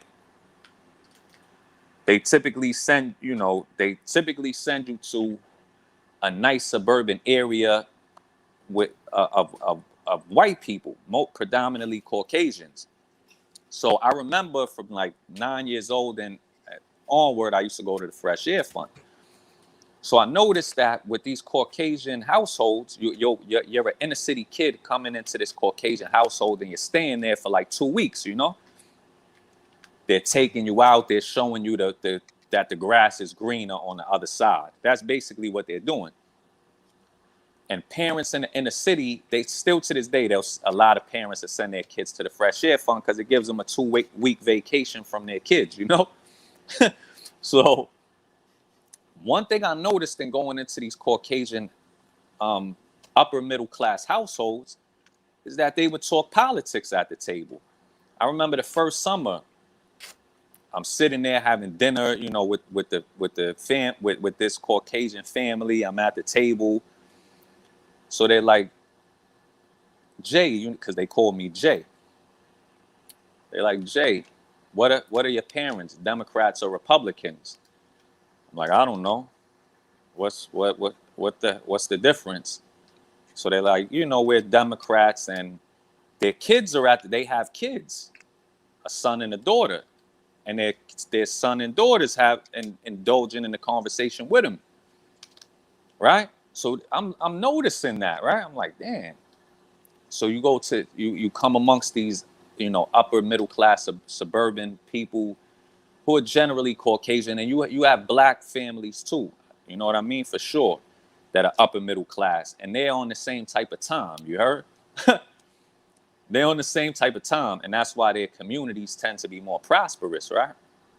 So as I became an adult and I started getting certified in social work, getting licensed to be a social worker, one thing I noticed was the same type of dynamic. A lot of the professors that would be upper middle class white folk, a lot of times, bro, they're active. They're going out with lists, making cold calls, bro, to people in their community, not to people in the Bronx per se or nothing like this. In their communities, like, listen, I want to speak to you to kind of, promote such and such candidate. You know what I mean? What are your views on it? Would you like to attend the meeting at the town hall? And they're actively doing this, bro. This is normal to them. Upper middle class Americans. You know why? Because it goes back to what you said, my brother. You need to have representation. And you don't get the representation by just going to vote for a president. It doesn't work like that. Why? Because when individuals sit at the table, they're looking at this. Okay, Mr. Johnson, let's just say, what kind of money did your family contribute to the Biden campaign? You didn't contribute a fucking red dollar or red cent. You didn't contribute anything. All you did was go out and vote. You didn't cut a $5,000 check. You didn't cut a $10,000 check. So you're a nobody. You're disenfranchised. We're not going to sit here and represent you. Whereas, meaning we're not going to represent you in your community. All you did for us was vote for us, which was good. But you didn't contribute any money. So who do you think is going to take precedence? So now when you have a company like, let's say, Google, right? And of course, Google owns YouTube, right? Now, let's say the owners of Google cut a $100,000 check to, let's just say, the Biden administration as a company. What do you think they're doing that for? So they could have laws passed in their favor so that their company could prosper. The same thing with these upper middle class communities. Trust me, bro, this is what they do. Money talks and bullshit walks. So when those politicians look at people in the ghetto, bro, or the urban areas, nobody feels sorry for the excuses. Like, hold on. Look at your budget and look at your finances. If you look at your financial statement for the year and you see that, man, I spent $5,000 on Uber Eats this year alone, you got no fucking excuse. Don't tell me you don't got money. Most people that are poor because they mismanage money. They don't understand how to grow money, how to invest it. If that wasn't true, you wouldn't see so many immigrants coming into this country and making something of themselves. So if we look at the ghetto, we see a pattern of individuals buying, purchasing liabilities. Shit like sneakers, shit like clothes, designer clothes, shit that doesn't appreciate in value. So when those politicians look at you and you're giving your sob story, I don't got the money, these ain't idiots. These are intellectuals. Like, listen, bro, the numbers don't lie. You're as a community, you're wasting millions of dollars. Just like in the Latino community. In the Latino community as a whole, we pretty much know what our collective money is. You get what I'm saying? Meaning demographically, we know, like, the Latino community in America, which makes up about, let's say, 18% of the United States population. Blacks make up about 17%, somewhere around there. Whites make up about 74%. We know the amount of money that's there in as a collective, you heard? Right. So when these individuals see, man, you're wasting your money on bullshit, why would they represent you? And so now when you look at another community, like, let's say the Asian community is not to be played with, bruh. And especially in major cities. In New York City, bro, you could go to Chinatown, you could go to Flushing, and you see that the Chinese rule there, bro. They have their own banks, bro. They have their own stores. They have their own everything, bro. Written in their language. Yeah, bro. Just like in the Jewish community, it's the same way. Like when you go, like, to Marcy on the J line, Right. yo, when you get off the train, like, all that over there is in Hebrew. They Yeah. got their own business. The buses is in Hebrew. The Yes, letters sir. of the company. Right. They have their own community protection groups. We call them the Jewish police. They're not really police. They're just 501c7 corporations, that protect the community, which anybody could do if you know how to file articles of incorporation for a 501c7, community protection group. So when you go into those Jewish neighborhoods, bro, they have their own squad cars, They work with the police. If strange individuals come into their neighborhood, they will pull you over and ask you, like, what are you doing over here? Do you know anybody that lives in this community? So when it's not that hard, bro. It's not that hard. Other people are doing it. But how do you think it's gonna happen? If you're disenfranchised, that means you have no representation. No representation. This is why you see, like, what's going on with the, let's say, Stop Asian Hate campaign and all of that stuff. Look how easy it is for Asians as a community to get bills converted into law, bro, under the Biden administration, because they're not disenfranchised. They put their money together, bro, and they work as a collective. How could you hate that? Or how could you be prejudiced against that? That's called being a player hater. Like, oh, they doing what they supposed to do, so therefore they don't like me. No, it doesn't mean that, bro. They're moving together as a unit. They come from the same background, you know what I mean? They you know, they come from the same places, so those are the types of things they're going to do, and we could do the same thing. I mean, I'm saying for any community, but it starts with taking responsibility. Like the brother said, if somebody asks you that question, you know, who are the political representatives for your state right now? You know, just like in the boroughs, you know, we have borough presidents. You'll have cats in the courts. It's a little bit easier because we know who's the president. Like we have signs all over the courts. You know what I mean? Like bulletins and stuff like that. Like, oh, this is our current borough president. You know, so those are the types of things to look into. Start getting active. You don't have to be a full-fledged, politician or anything like that, but start getting active. Start learning that money talks, bullshit walks. Start learning how to pool resources together, which is one good thing about Freemasonry in particular as an organization. A lot of people don't understand that. You see how some people come from different organizations, like the Nation of Gods and Earths, and they like, oh, damn, the Masons are 10%. It's not all of them think like that, but I'm just saying. And why are you getting mad at us? Because we understand collective economics. So they'll try to get involved in our organization, and then they'll see, damn, I got to pay a petitioning fee to join? Yes, you do. You got to pay a petitioning fee. You're going to be investigated. After you're investigated, if you're voted in, you have to pay an initiation fee. You have to pay annual dues. You're expected to help your brother in his business endeavors if you can. In other words, circulate your money. We have that concept in Freemasonry. So certain cats get familiar with us and they'll be like, damn, I thought I could just join. And they'll be like, I'm not paying the initiation fee, bro. I'm not paying $200, or depending on your jurisdiction. You know, some jurisdictions may charge $500. It all depends. And they're looking at you crazy.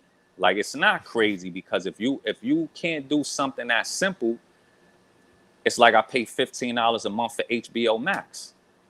So I'm paying $15 a month for that service. I'm paying $60 a month for my phone bill. I'm paying all of these different things. If you're not willing to pay that to be a part of an organization, the organization, you're not worthy of being in the organization. And furthermore, you don't value knowledge. You're trying to get something for free, and you wonder why these people don't prosper. You know what I mean? Of course you're not going to prosper, because if you're not willing to, and that would be another subject for another time, but if you're not willing to invest in something, the point I'm making is that you don't value it. Just like with your household, you'll have certain brothers get mad, right? You'll have certain by brothers, I'm speaking loosely. I'm not speaking about Freemasons. I'm just speaking about our fellow men, particularly from urban communities. And I'll tell them something like, when you have a baby, right? You have a son or a daughter. If you're not putting $3 a day, I'm just giving an arbitrary number, but a number that's effective.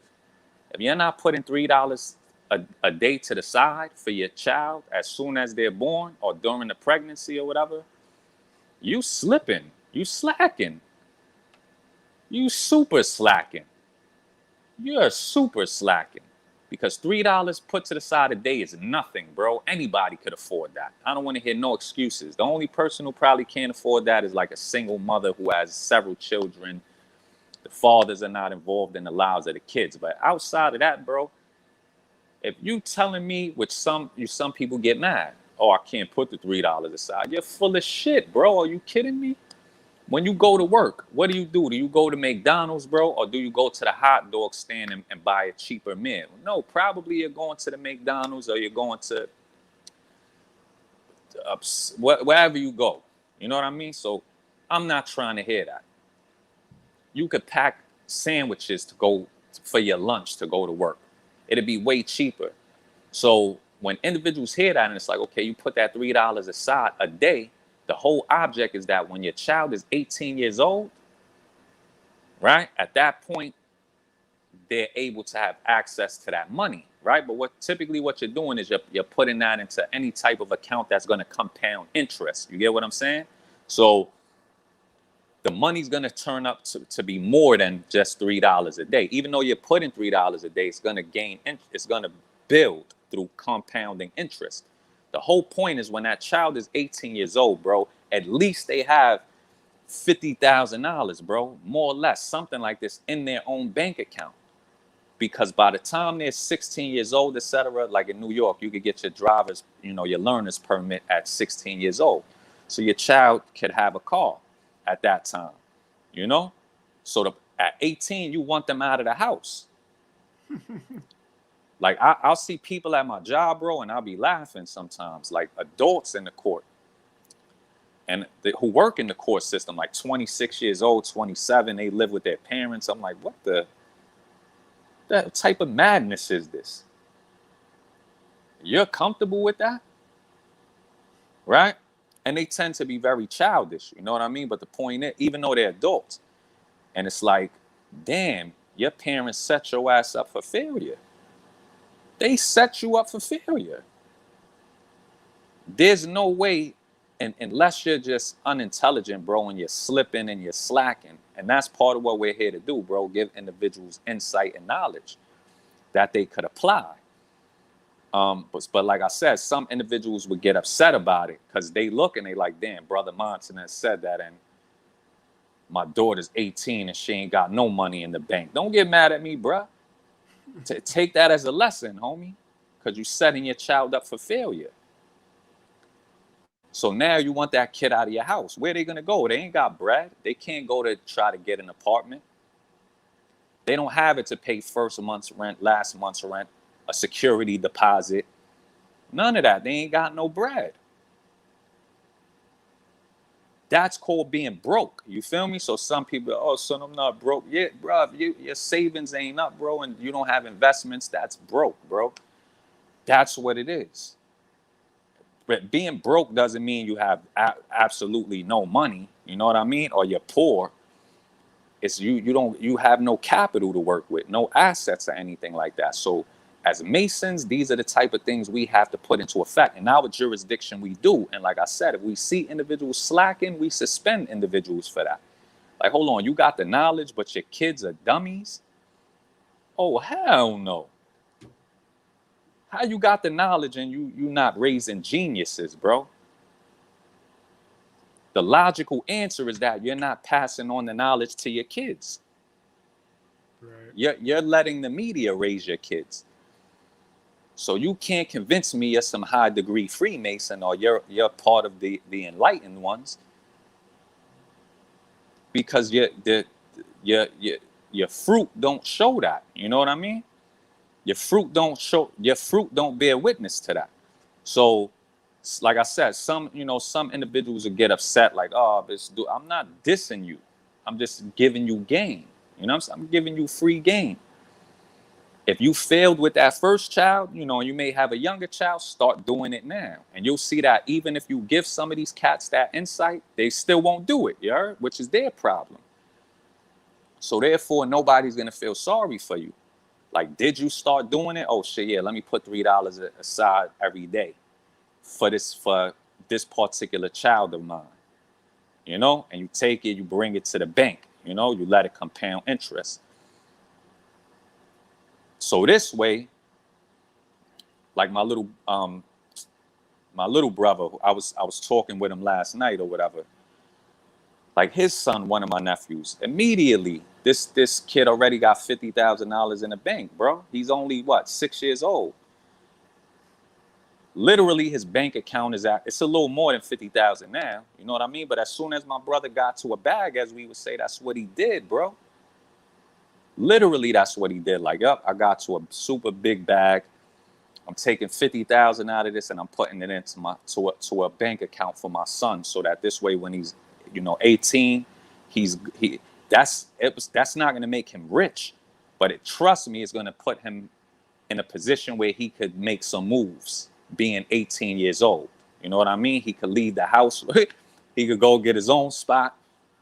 He can have his car, you know, he can have some money to invest. And part of what you're supposed to do is not just put the money there, but teach them how to manage money. You know what I mean? Teach them how to budget, things like that, how to invest. And kids, when they see the fruits of it, they'll love it. That's how they are. You know what I mean? So those are practical things. But like I said, certain individuals are in their feelings, bro, and they get upset because what they think you're telling them is you're a bad parent. And if you are a bad parent, why would you not want to accept that you are? Because then you could change it. You know what I mean? How could you change something if you don't diagnose it? It's just like coming into Freemasonry. What do? We make a declaration, bro, that I'm in darkness, man. I'm in the dark. I'm ignorant, and I'm seeking the light.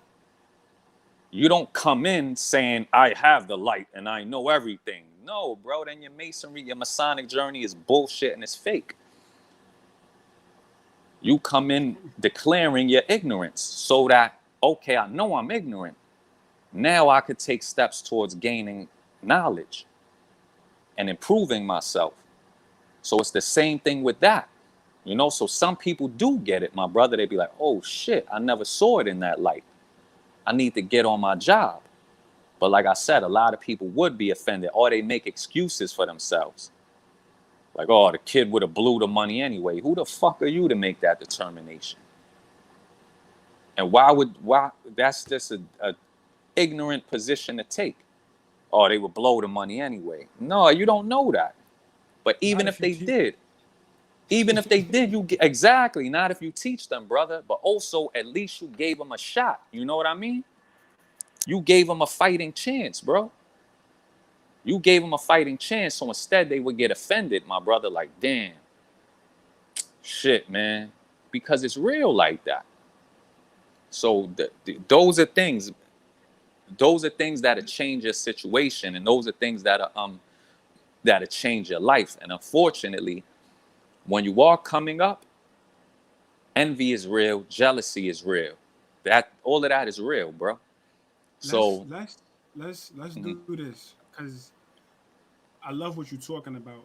Because again, I deal with this. Let's make a video specifically dealing with this right here, because this is you giving out game. I'm sitting over here. I'm like, yo, he giving out game, and I know that some people, like you mentioned, they're gonna feel how they feel about it. But let's dedicate a video towards that, because people need it.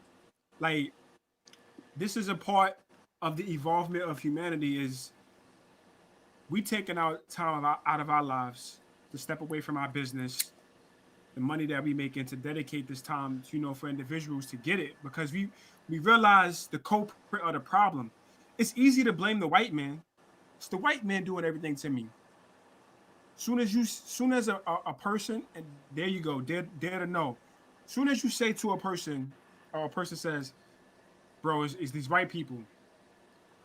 I say, yo, my brother, how much did those J's that you're not planning to resell, those J's that you got, how much did they cost? Because my brother is into the resale business, so I can't be mad at him. I'm like, oh, I respect the hustle, bro, all day. I get it. I may not be a fan of it, but I get it though. To each his own. I respect the hustle. But for the individuals, like in my song, The Gift of Dreams, if y'all want to go check it out, the song is called The Gift of Dreams by Righteous the God, right? There's a part where I say,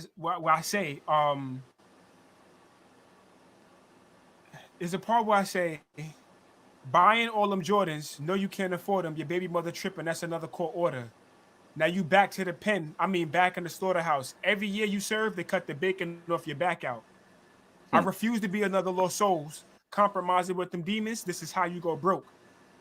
It's my elevation, but they got us hung by a rope. It's a nuisance. Got all these nooses choking my throat. My slave chains need polishing. Just plate them in gold. All we want to do is shine. But life is so cold. But then I Kansas City shuffle, but they never gonna know that the real lies within my eyes, people for sure. Everybody crying bloody till it's murder, she wrote. They're waiting for the fucking government. They selling you hope. But the shit will never change unless you gain control. When I crafted that, it took me one day. I heard the beat, and when I crafted it, my whole perspective was how I'm going to give these people game, yo. Because it's a lot of dudes running out here talking about, oh, I got this little thotty here. I got this money here. I got a bunch of cars here. And don't get me wrong, y'all like to get fly and floss. You'll never see me do that on Instagram or social media, by the way. Unless I'm cracking the joke or proving the point. And if I Right, do, it's right, gonna right. be if I do, you're never gonna see me currently flossing. Like, don't I'm gonna take my pictures from my family and friends. I'll probably post the pictures like next year.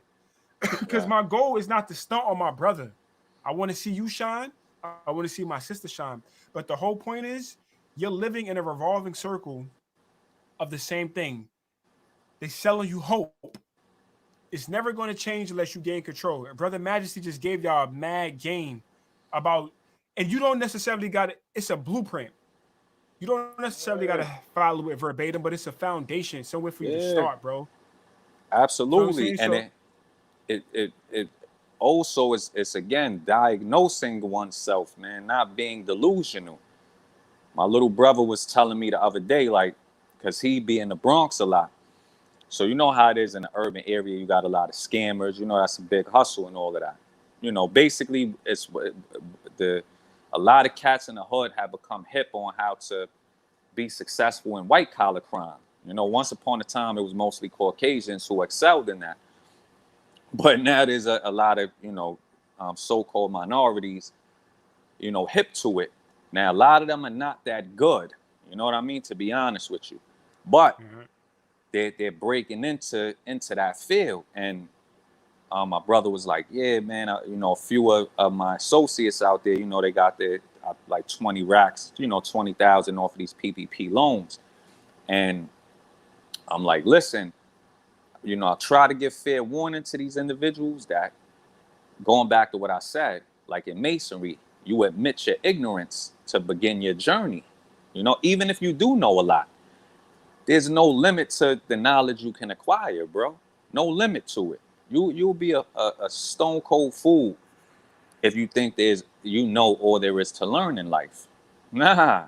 So the same thing with that. Like I try to tell individuals, listen, one thing you have to do is know, even when it comes to the government, if you in your right mind think you're gonna outsmart this United States government, which has intelli- which has intelligence agencies with the best information, bro.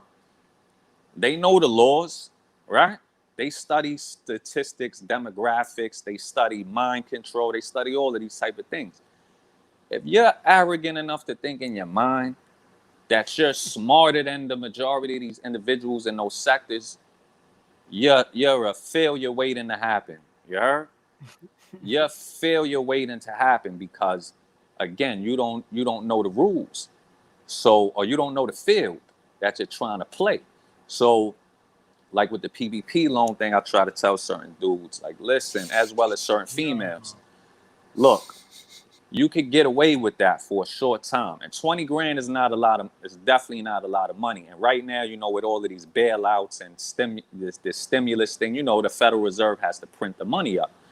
So anybody who has basic knowledge of economics, like brother Righteous, he posted a video on our channel as well as his other channel, just dealing with economics. He just did one dealing with cryptocurrency. When you study economics, which is part of our curriculum in our jurisdiction, that's another thing you have to know, right? In our jurisdiction, we have classes. Our jurisdiction is a school. It's not a social club. It's a school. So when you're dealing with economics, when you look at this whole situation, okay, there's going to be all of this bailout money, stimulus checks, etc. How does that money get printed up? The Federal Reserve prints it up, right? It's a centralized bank. It's not particularly part of the U.S. government. It's It's a like I private said, institution. there you go. It's a private banking institution associated with the United States government. So what happens is this: they're gonna print up all of this money. When they print up all of that money, what happens is inflation. We call it inflation. the value of the dollar decreases because there's so much of it in print.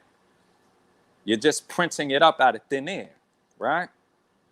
So the value of it decreases. And this is what makes cryptocurrency popular, because cryptocurrency is not governed by the government, nor is it governed by the stock market. These are independent things, independent forms of currency, right?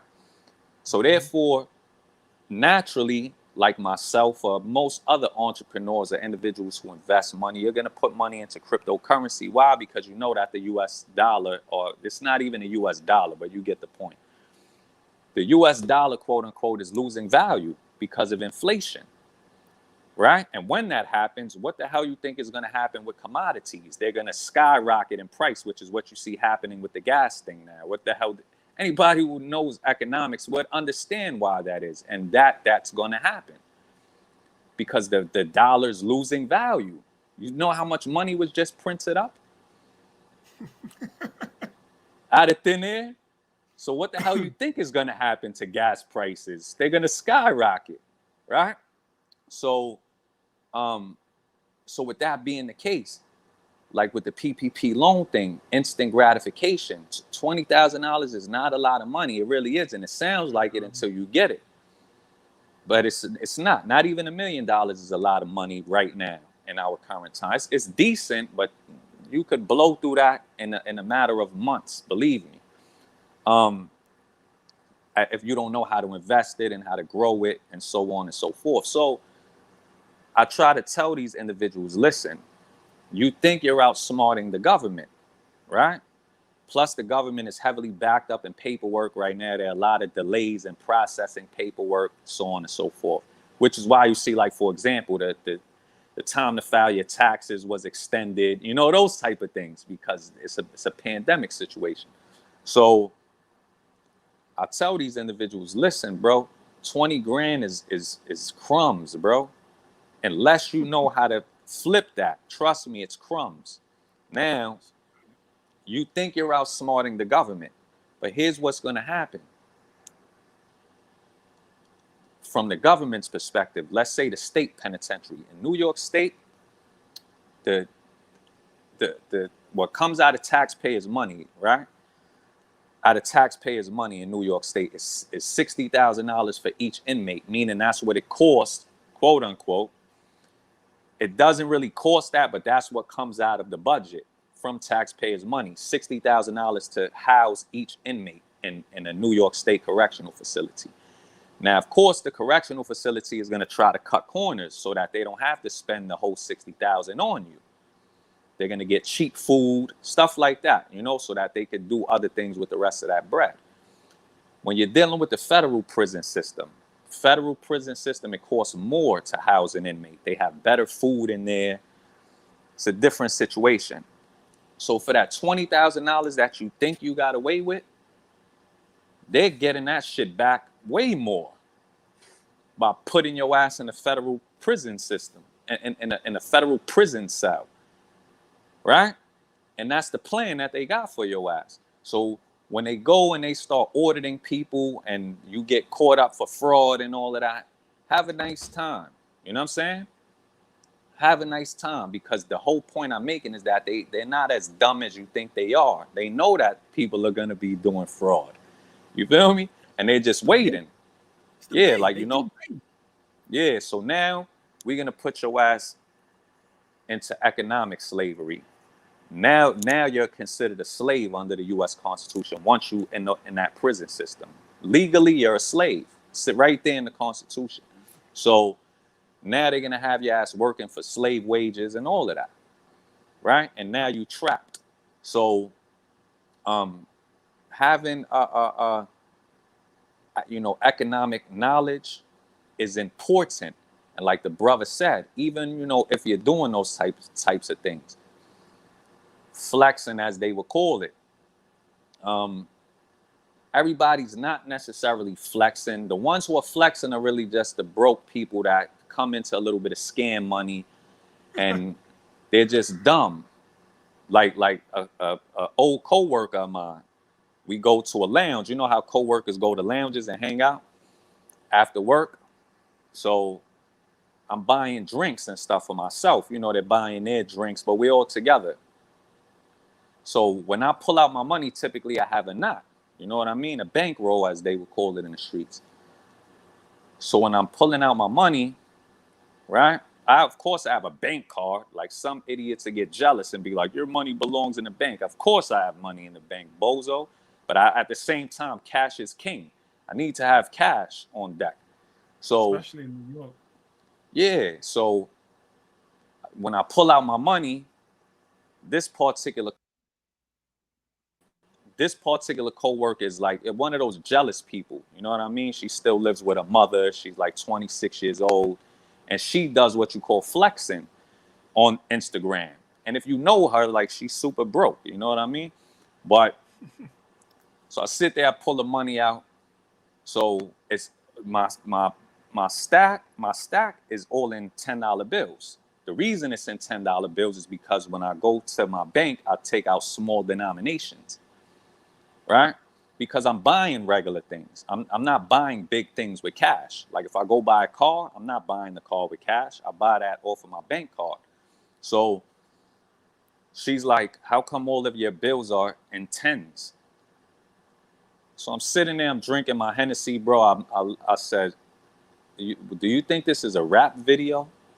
What do you expect me to pull out a whole stack of $100 bills?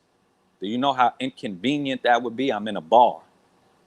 We're in a lounge, a hookah lounge. You think I'm going to be here paying for everything with $100 bills? No, that's impractical. These are small denominations. So I explained to her, I said, the reason is because my money is legal. I withdraw money from my bank and I get it in small denominations. 10s, 20s, maybe 50s here and there, you know, depending on what I plan to purchase. So it just shows the ignorance, you know what I mean? And it's like this type of person would misconstrue it like, oh, he's flexing. Like, nah. It's not that. If I'm gonna post something, you know, with a foreign car, this, that, and the third, that's because that's showing the finer things in life. You know what I mean? When it becomes a bozo situation, is if you're scamming and then you're posting stacks of money with $100 bills, you're a Fed case waiting to happen. And that's dangerous too. You know, we may have to do an episode dealing with that because this generation is scary, bro. I'm saying in the urban areas, individuals want to record everything on the phone, and you like, oh man, you know what I'm saying? They want to record everything, bro. They want to publish everything, and that's not of a great risk to us, you know, to mature adults and intelligent individuals. That's of no great consequence to us because who's going to really get in trouble for that? They are not. We're not. You know, but for the young brothers and the young sisters, we could be a better example. And if we're going to be a better example, like Brother Wright just said, you know, when he worked as a substitute teacher in the past, he found effective ways to reach the youth. In other words, he had to become them. Like, so for the individuals that, you know, they think they're doing great community work, but they represent like people that are, you know, they're condescending individuals. Like they can't even appeal to the youth. Like, put it this way. If you're some type of, you know, what the youth would consider a square, that's what we would say. We're not using it in this Masonic connotation, the term square, but in the everyday worldly sense of it. If these young people look at you as a square, or you have no swag, you can't relate to the streets like Brother Knowledge said earlier, you can't help any of them. You're totally ineffective because they're not going to listen to anything you're saying. And then they're going to look at, are you really successful? And if they see that, you know, you're very common and very mediocre, it's not going to work. Just like in the city, you know, with gang intervention. And that's another thing, Brother Righteous, but we'll talk about that off air because our Grand Senior Warden, he's putting some together for us to get a grant, right? So for gang intervention in New York City. So the pandemic is kind of slowing that up a little bit, but the money's available. You get what I'm saying? and it's a large amount of money. So, you know, we want to bring, not that we want to, we're going to. When we start that thing up, bro, our staff is gonna be us, you know, Freemasons from our jurisdiction that are in good standing, you know, to work with these young gang members in the street. It's not, you know, it's not that youth development specialist type of thing. It's just actually, you know, doing workshops in the community, helping these kids to come in, because it's a new initiative in New York City. That's why there's so much grant money available for it. Gang intervention is new to New York City. It's not like California where they have decades and decades of experience with Bloods and Crips. In New York, we have enough time, but it's not, the history is not as far, doesn't go as far back as it does in Cali. So, so with that, but we'll talk about that off air at some time. But with that type of work, I could do that type of work because in the avenues, just like Brother Righteous, in the avenues near where he lives, I run across a bunch of, you know, young Crips, Bloods all the time, bro. Not directly outside of my house, but on these different avenues and throughout the city. And sometimes I could see a gang of 6 or 7 of them together, you know, bandanas on, beads on and stuff, you know, and I'm not nervous. I know how to deal with them. You know, like you said, Brother Righteous, you talked about what made you effective as a substitute teacher in the public school system. You have to be able to relate to them, bro. I'll see those young brothers. I'm not scared because I grew up from the age of 13 involved in gangs. Before I came into Freemasonry and I took the gang banging to a whole nother level, as they would say, not meaning the gang I was in. I'm saying that to me, I perceive Freemasonry as a sophisticated gang. That's how I perceive it. It has the positive elements that you will find in gangs, the positive elements, not the negative ones, but the positive ones, you will find the positive ones in Freemasonry. So, so that's what Freemasonry was for me. So when I see these young cats, I'm not nervous, you know, at all. I understand where they're coming from. So like I said, I may see them in the streets, bro, and I'll look at them like some of them get money, but a lot of them are misguided youths, bro. They're not getting any type of real money. They're high school dropouts, unemployed, you know, and I may see like, you know, 6 or 7 of them. And I'm looking like I'm doing well. Typically, I'll be wearing jewelry, stuff like that. I'm not worried about them robbing me or anything like that because I'm still from the streets. If I have to defend myself, it's going down. You get what I'm saying? But at the same time, I want to show them because they see the square and compass. And I'll see them like, damn, I see these dudes are down on their luck. You know, they trying to hit a lick or they scheming or whatever they trying to do. And I'll be there like, I know how these young cats are. All right. I may be by the liquor store, something like that, and they're of age. Let's just say if they're 17, 18 or whatever. And I'll be like, I already know. Yo, let me get a $15 bottle of Hennessy. I'll go in there. Yo, here y'all go. I don't know them from a hole in the wall, but they like, oh, the big homie. That's how they look at me, bro, without me knowing them. Like, yo, that's the OG right there. Not in the sense of being an old man, but they know by your demeanor. Like, he has a grown man's demeanor. Or some dudes would be like, yo, that's Poppy right there. He's the connect. They joking, though. You know what I'm saying? Like, oh, Majesty is the connect. Like, I'm not no connect or nothing like that. It's you know, just we catch and wreck, you know? So the point I'm making is that's that, bro. The youth, they like, that's cool. They don't forget that, bro. And they start seeing you. They like, damn, he looked out right there.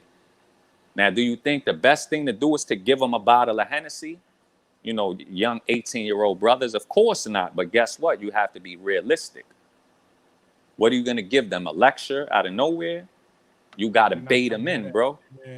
Yeah, you, like you said, bro, you illustrated it so perfectly from your experiences of being a public school teacher as well as being a corrections officer, dealing, you know, working with troubled youth.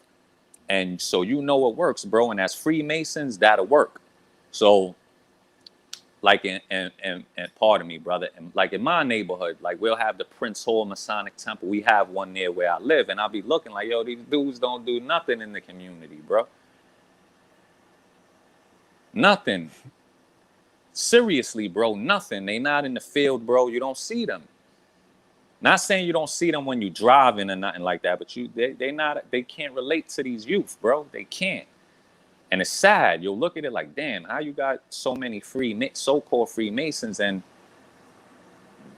nah, your neighborhood is supposed to be turning into a paradise, bro, eventually, by putting the work in. So yeah, I just wanted to say that on that particular note. That's all I have for today. I definitely want to touch on those topics for the next videos. But we could end it right here.